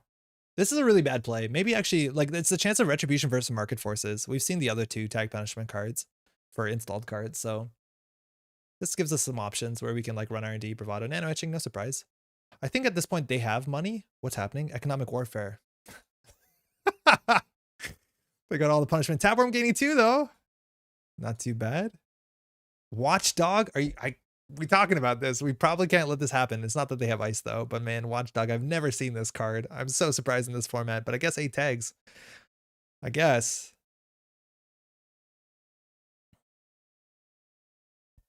It is an authenticator. Yeah, that makes sense. Do we want to trash this? With 10 credits? I don't know if we trash this.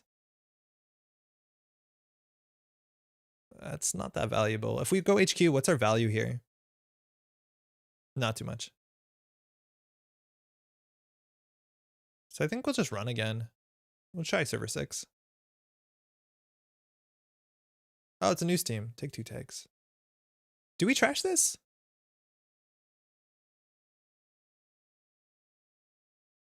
No. I don't think there's a reason to trash that. So news team is basically -1 agenda points or 2 tags. I'm gonna take 2 tags. They rezzed it, which technically is smart because we have falsified, so we know what that is. I'm pretty sure it's a Rella Salvatore, but they didn't res it, so there's a chance that we actually can do this remote server. Oh, now it seems a bit less likely. Maybe that's a Rella on top of a Managarm? Oh, it's a Sansan. Hold the phone. They have Hydra, they can rest for free now with Watchdog? Yeah, I know. That's likely Watchdog. Watchdog is only ice, right? I hope it is, at least. So we can click the penny shaver. It will be on 6 credits. We can bravado HQ. We technically don't care if it ends or underruns because we're going to pay 2 to gain 1 extra, so that's fine. Then we consider running server 8. Wait, so we also just do penny shaver, boomerang. Thinking.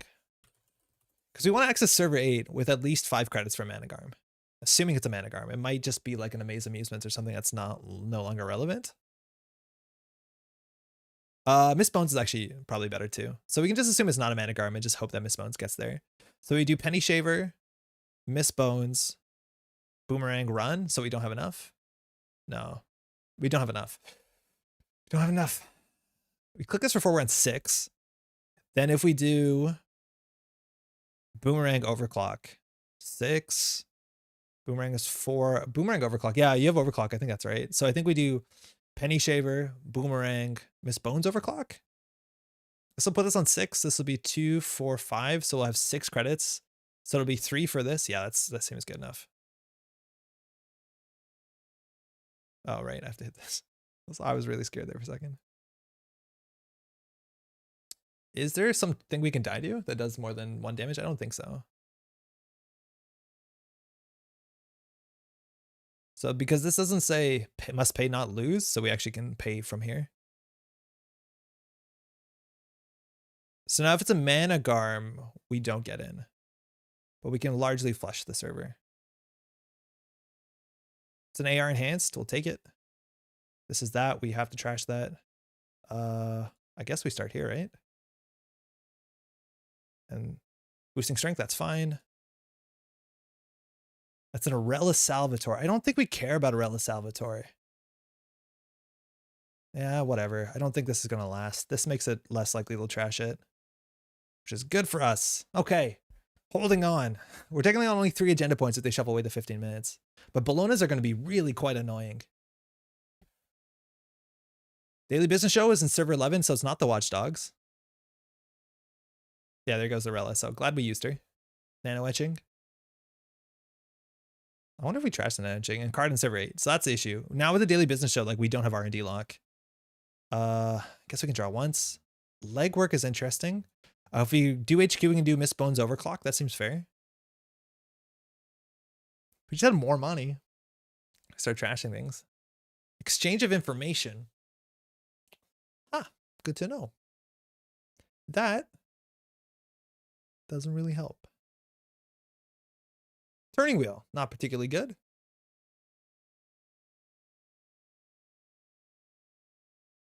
We'll run R&D again. I feel like we might have enough tools here. We just have to get lucky off the top RD. Like we have to bring the daily business show down. I'm assuming they keep the exchange of information in. Oh, it's just a Maryland. We knew that. That's fine. Corpus making a decision whether they want to draw exchange or the second card. Oh, we're holding on here. Should we have taken down DBS last turn? We didn't have the money. It's probably worth considering actually now because that also makes them more likely to draw into their meat damage, and they're almost definitely on meat damage. They drew twice there, so I want to run HQ as well. So hopefully we can do everything. Oh, GFI, that's really bad if they kept exchange. Oh, not really bad because in theory we could win here. So what's our turn? So I think we run R&D again. We click this, trash the DBS, or we run HQ. Oh, we had enough. Okay. I'm running R&D again. It's either that. I think we run HQ. What do we know in HQ? We know the exchange. I think that's it because we've seen the Sansan. With the Watchdogs is an HQ, so we know 2 of HQ. So I'll run R&D. Click this, trash the DBS. It's like, okay, hold on. I think we have to trash the DBS. Don't we want to legwork when we run HQ? Oh, that's such a better idea. Yeah. Yeah. This is hopefully how we win. Oh, please win here. Oh, we're 1 credit short of Bologna. I swear to God, if we're 1 credit short of Bologna. Steve's ability. Think we're going to do overclock and bones? Pretty sure they'll give us the bones, honestly. Amaze, that's fine. Lily Lockwell, I don't know what that does. Oh, that's a problem. Oh my God, that's a problem. Are you serious? Remove 1 tag, search R&D for an operation. That's so good in this format. Oh, we can't have that. Watchdog. Oh my God. Wow. That's a wild inclusion. And so right. Oh, hold on. It froze. No. Did it freeze? Hello? Test. Uh-oh. No. Yo, is the stream still going? It looks like we're still going. Oh, hey. Oh, okay. Cool. But there for a second. Okay, we're good. All right, so if that stayed, they can install her, res her, remove a tag, and then like they wouldn't have enough for a boom, but they would definitely find the high profile. Stream's still good. Eduardo, thank you. They have 4 credits. They could boom us. They're drawing. That's a good start. They have an exchange of information, so they can put us down into 5 points. Server 12, advance. What the hell? What's that?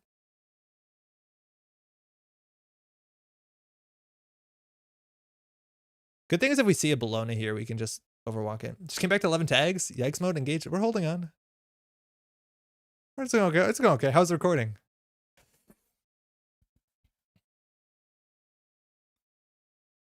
Breach? Pause?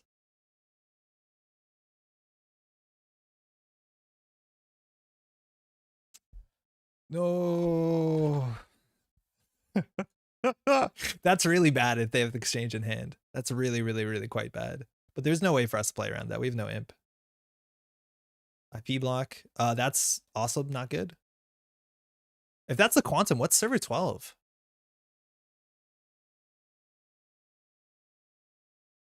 NGO front? Okay, that tracks.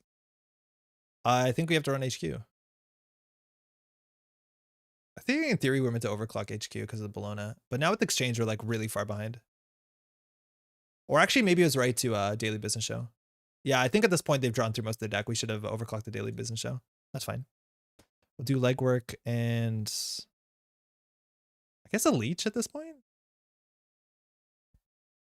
Yeah.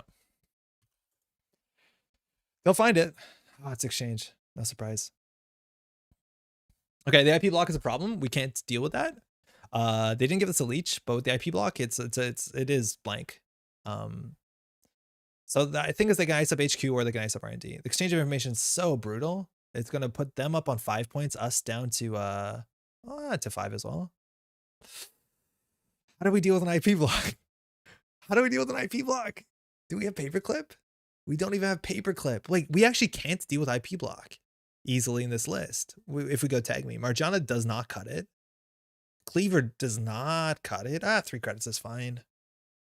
We never offered the mutual favor, did we? No. Oh shit. So we have to overclock the daily business show. Amaku will get there. Marjana and Sucker, yeah, I know. But we lost the leech, unfortunately. Oh, actually that'll do it. These two both will do it, fun enough.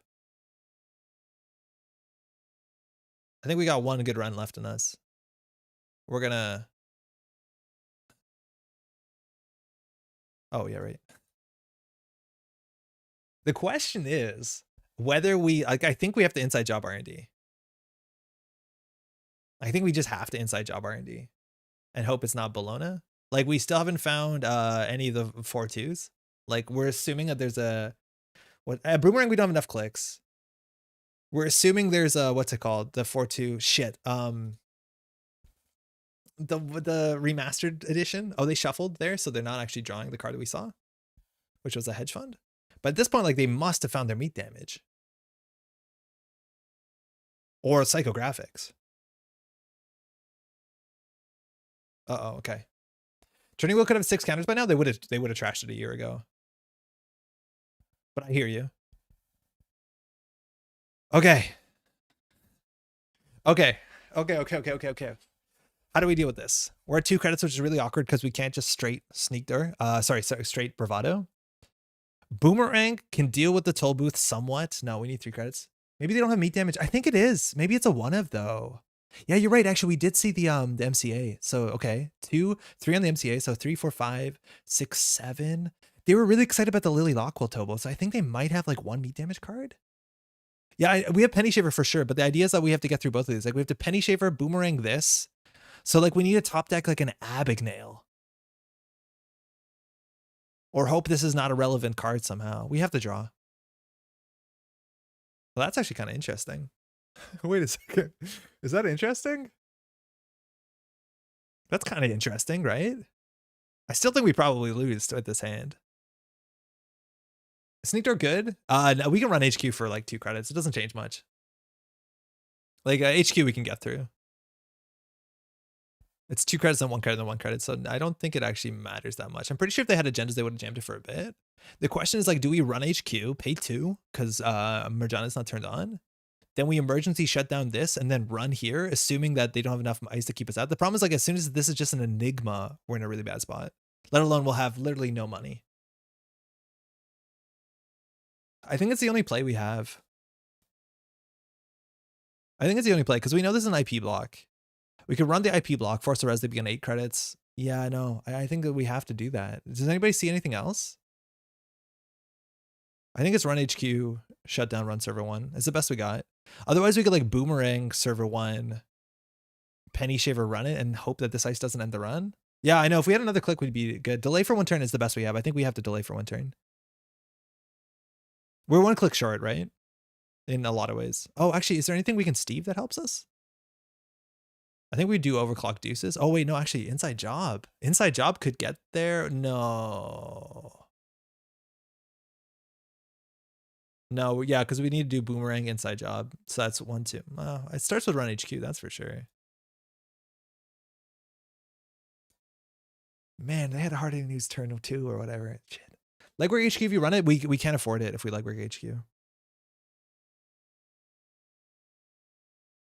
All right, so I think we're just going to pick the most impactful cards. So if this is a trace, it could be a resistor. We could trace through a resistor. Otherwise, it'd be inside job deuces or inside job overclock. It's definitely inside job as 1 option. Well, I think definitely. You don't really need a Boomerang if you inside job. There's no way they're going to give us the inside job. That's the issue. They're going to pick the other option for sure. And if we inside job, like if they res this ice, we hit the toll booth. So we do need it. Like we just don't have enough clicks. If we had 1 more click, we could like shut down, pull this, then inside job, and then it gets interesting. Unfortunately, we just can't afford the inside job. I don't see how overclock helps us. We have no heat breakers. I think it's deuces. We need to draw into answers. But it's if this ends the run for less than 10 credits, like yeah, it's a problem. It's like we hope it's a Hydra, I guess. This Tapworm has actually done enough work. Yeah, I think we're just click short unless I'm missing something. It's a Nisei. That's a card that we're scared of. Not when they're on game point, but potentially disastrous. Pray for ping? We've seen it already. We actually can't pray for ping. Like we literally has to be something that doesn't end the run. Like it has to be a bluff. Like it has to be like a turnpike, and then they have to res their toll booth. That's the best we got.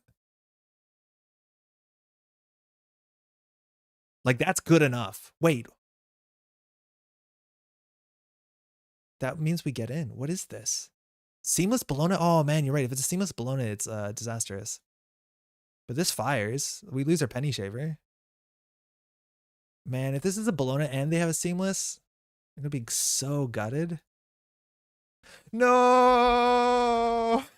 Oh no! Oh, so good.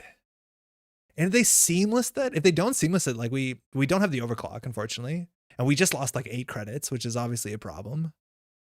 Next turn, we're going to be able to afford nothing, and we're going to love it. Almost got him. No seamless? Man, we didn't even offer the overclock. We should have offered the overclock. Oh, we should have offered the overclock because they would have given us the overclock. Because there's no way they can give us the inside job. Oh, in absolute shambles. Absolute shambles. Ah. Okay, we still have a game. We still have a game. We still have a game. We still have like credit, boomerang, run R&D, hope that we hit a 4-2. Yeah, we definitely should have hit the overclock instead of the deuces wild. Maybe definitely is like a hindsight thing, but in hindsight, it looks like the right choice. Oh man, we have a game.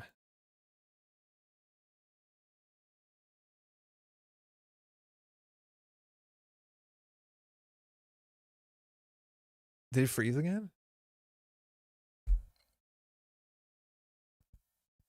Test. Oh no, seems good.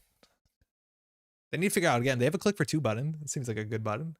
They need to get 8 credits plus 4 and advance this. So like they're actually going to be a bit stuck on this remote.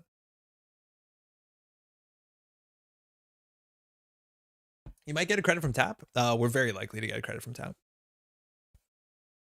Which means we can do credit. We also know where the Bologna is, so we can start like just accessing R&D with no money. Yeah, I think we could consider credit deuces wild, draw gain credits. See how that goes. I'm not actually sure. Like I'm not too familiar with the list. I built it early this afternoon. Like what we would draw that would be like the nuts.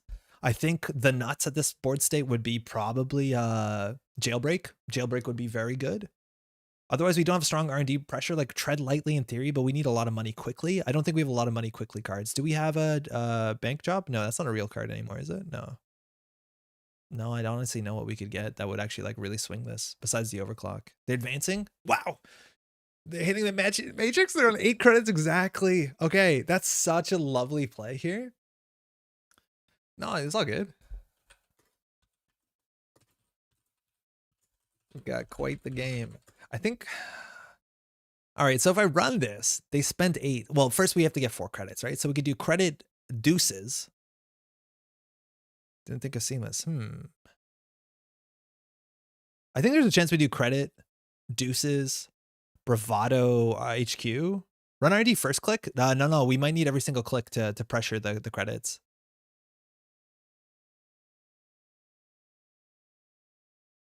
Oh yeah, Blueberry Diesel. Okay. Like here we could Bravado HQ. I don't think we run R&D first. Oh, I see what you mean. Yeah, but no, because we still need 5 credits. Otherwise the run doesn't matter. I think you're right. We Bravado R&D. And then that will leave us with 6 credits. So then we could just run server 8. We're at the point where if we make one mistake, it's over. So now they have to let us in, right? Because if they res this, they don't res this, and then we'll have enough money. This is a really good fork. If they res this, we win. Right? Yeah. Hedge fund again? Shit. Okay. So we just have to run server 8. Return our card. We're tagged, so we use fire. Not that we would have. But now we are going to go down to 4 credits. They'll go down to 0. Which means, again, they have to spend a whole turn clicking for credits, and then we're forking R&D in the win. Great game for sure. Yeah, this is great. They returned our Tapworm. I don't actually think that's right. I think the Marjana is more impactful considering it actually does something. This is not likely to do something next turn. Oh, we have the boomerang. Oh no, but this will return the boomerang. Shit. So we actually, I can't. Okay, well, you win this one. All right, okay. Cards that we don't want. Actually, Blueberry Diesel might be right because it has a chance to draw. I think Dockland's Pass is worse than Legwork, considering how long the game's gonna go. Because we want to get a Jailbreak. We know they draw a Hedge Fund. Nano Etching for 2. Advance is surprising. No Psychographics. Okay. Psycho also could have ended the game there and then. Okay. So this is a really cool advance because now if they can res the IP block and then they can still do Nano Etching advance. And we can't trash the Nano Etching. That's a really good play. I'm a huge fan of that.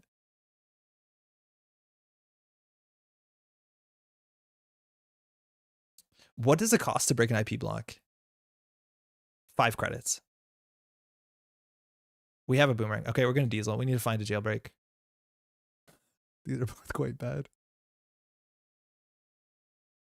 Falsified? Hold on. Nano Etching is doing work. Yeah. Okay, Falsified. Doesn't really help. So at this point, we could do Falsified Agenda. Be a good time for emergency shutdown. Yeah. Do we actually wait? Do we threaten it again? Hold on. Run HQ. Oh, we're so close to having something. Run HQ. Oh, hold on. Okay. Run HQ.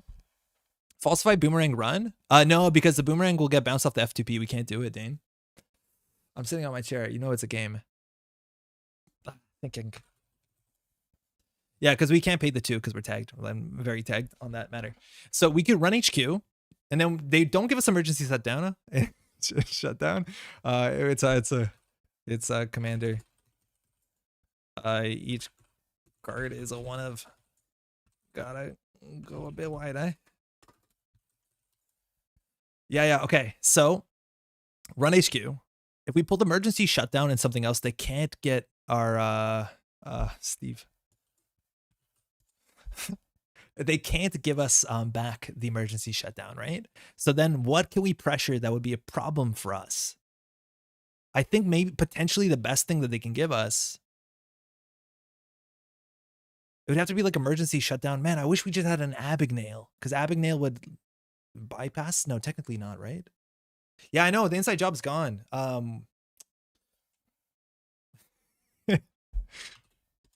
That was a bit cheeky. Okay, so emergency shutdown, and then what can we get that will actually leverage this situation? Could we mutual favor for an Abagnale to bypass? I don't think so, no, because we still have to deal with F2P. We could do Deuces Wild. We'd be on 2 credits. We could play Deuces Wild. We'd be on 5 credits, which is exactly enough to jailbreak R&D. Okay, correct me if I'm wrong, but I think we run HQ here, go down to 2. Then we do emergency shutdown Deuces. They give us the Deuces. If they don't, we win. Oh, no, we don't win because we don't have enough credits. Well, we would do E shut. No, wait. That's not even correct because we don't even have 5 Bologna credits. The E shutdown, they can give us the shutdown. Boomer R&D legwork. Yeah, I think Boomer R&D is probably the best we have. Oh, yeah.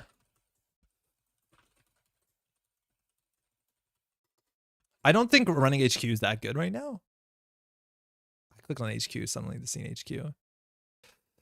But maybe we run HQ, we'll be down on 2 credits. We'll have 2 clicks left. We'll do like Blueberry Deuces. If they Deuces us, we'll be on 3 credits. Then we could do Boomerang Jailbreak. I think that's probably it. Or then we could do... Oh, no, we only have 2 clicks after this. So we'd have to do Boomerang. Yeah, it's run HQ. Yeah, I think that's it. Do we actually have a shutdown? Yeah, stoppable. We do. We've already played it. Yeah, I think we played it already. So I think we just run HQ, access for 2 credits, go down to 2. Then we Boomerang, run R&D. I think that's the best we have. The question is like, does Archives have something? And I think the Archives has a Watchdog. That would be my guess. If we see the Watchdog on HQ, I can't imagine a worse card. This might be it. We'll see. This is what a game. I can't believe they did bounce the Tapworm in on this. I think like this is definitely the right bounce. I didn't recognize the art. Yeah, I know. Me neither. That one's a surprise sometimes. Steve's ability. Okay, the game's over. So what could we possibly get here? Because we have to do boomerang run. So we need something that helps us do boomerang run, which is not a real thing. So I'm gonna do shutdown and just blueberry, I guess. The minimum of 8 credits. Actually, do you know what could deal with nano etching in theory? Light the fire, which is not on the list. Shit. Amani, no surprise. All right, this is our last access for all the marbles. Agenda points, there have to be on 20. So this is 3, 6, 7, 8, 9, 10, 11, 12, 13. So 7 agendas left in 15. So probably 1 and 2 in some perverse way.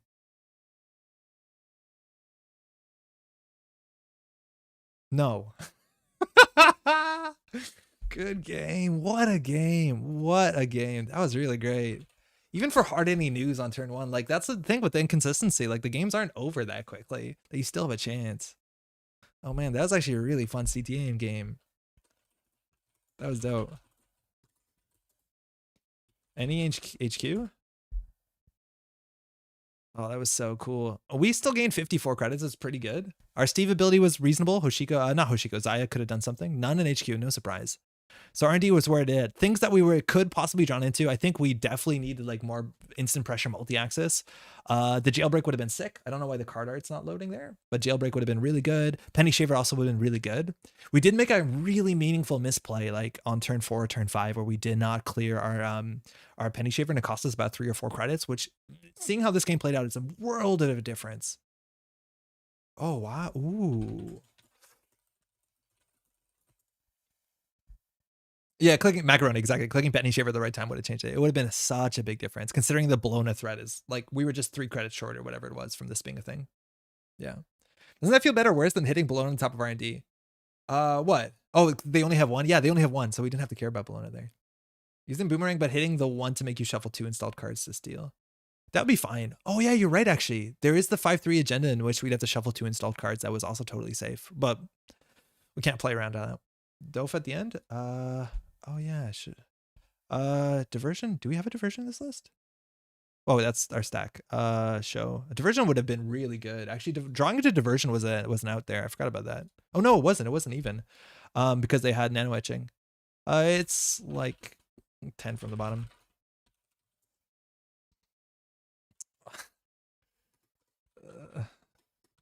Turn 1 H engine was wild. Had a good start. Otherwise, but all resources. We should have mulliganed in for more economy. Like I think that's something we definitely learned. Like just having missed bones isn't enough because you still have to do with like economic hard hitting in theory. But if you have economy, you can let the MCA go for a couple turns. Yeah, Rozeki obviously would have been huge, but they would have bounced it like a year ago. Thanks a game. All right. So, what have we learned? So far, commander format's fun. The powerful cards are powerful, but at least have one-ofs. I guess they're a bit more exciting. The whole idea is if your commander is your deck, what deck size should be. There's a lot of tweaking we definitely should be looking at for sure. If they didn't Ice HQ, your Embezzle Start would have been great, but I'm not surprised that they did, right? Like, I think you do Ice HQ, but the Embezzle Start would have been sick. Like, I think we would have nailed Operation, because like they had Observe and Destroy in hand at the beginning. They had this, I think we saw them draw, right? Probably would have landed. The fact that we actually ended and cleared the Lily Lockwell probably saved us from like a psychographics turn like 6 turns ago. Oh, JTF, yo, thanks. That was a sick game. Do you have meat damage, or were you just trying to Lily Lockwell into like Psycho?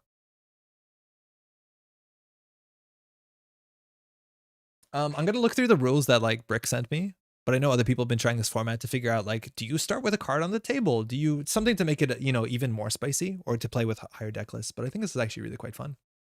I cannot exit this window, so I'm gonna just stay here, I guess. I literally cannot quit. I am a prisoner in the controlling the message game, which for a lot of people is very, very, very scary. Corp is OP 3-0. Yeah, tomorrow, that's true, but we were getting there. We were actually quite close. I don't think this one was too far away from us. Maybe we can make people play larger decks by adding deck sizes to everyone. That way printed deck sizes could matter. Oh, like printed deck size plus like 10 or plus 20? That's the thing though, it's like in this format, I feel like a minimal deck size is incredibly important.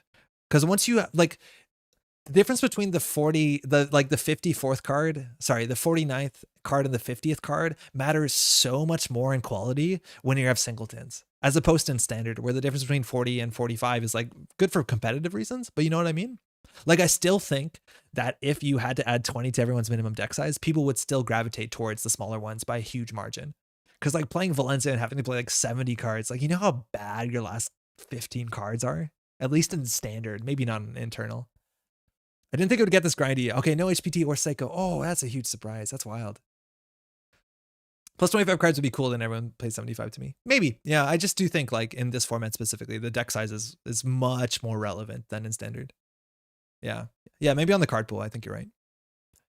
Anywho, that's going to be it. Next week, we might have Pat around. I don't know, maybe even in person. We'll find out what things look like. But that's going to be it for this week. Again, you have a couple weeks to grab your circuit, what's it actually called? Circuit opener, which is really exciting. So go get there if you can, till the April 10th. And then that's largely it. Huge shout out to everyone hanging out in chat, everyone watching the VOD live, to all the games we played against. We had really good games today. I wonder how 40 card decks look in Eternal Commander decks. They're probably really strong. Thanks for stream. See you next week. Yeah, cheers. Thanks for hanging out. We'll be there next week for sure. I think that's largely it. Take care of yourselves.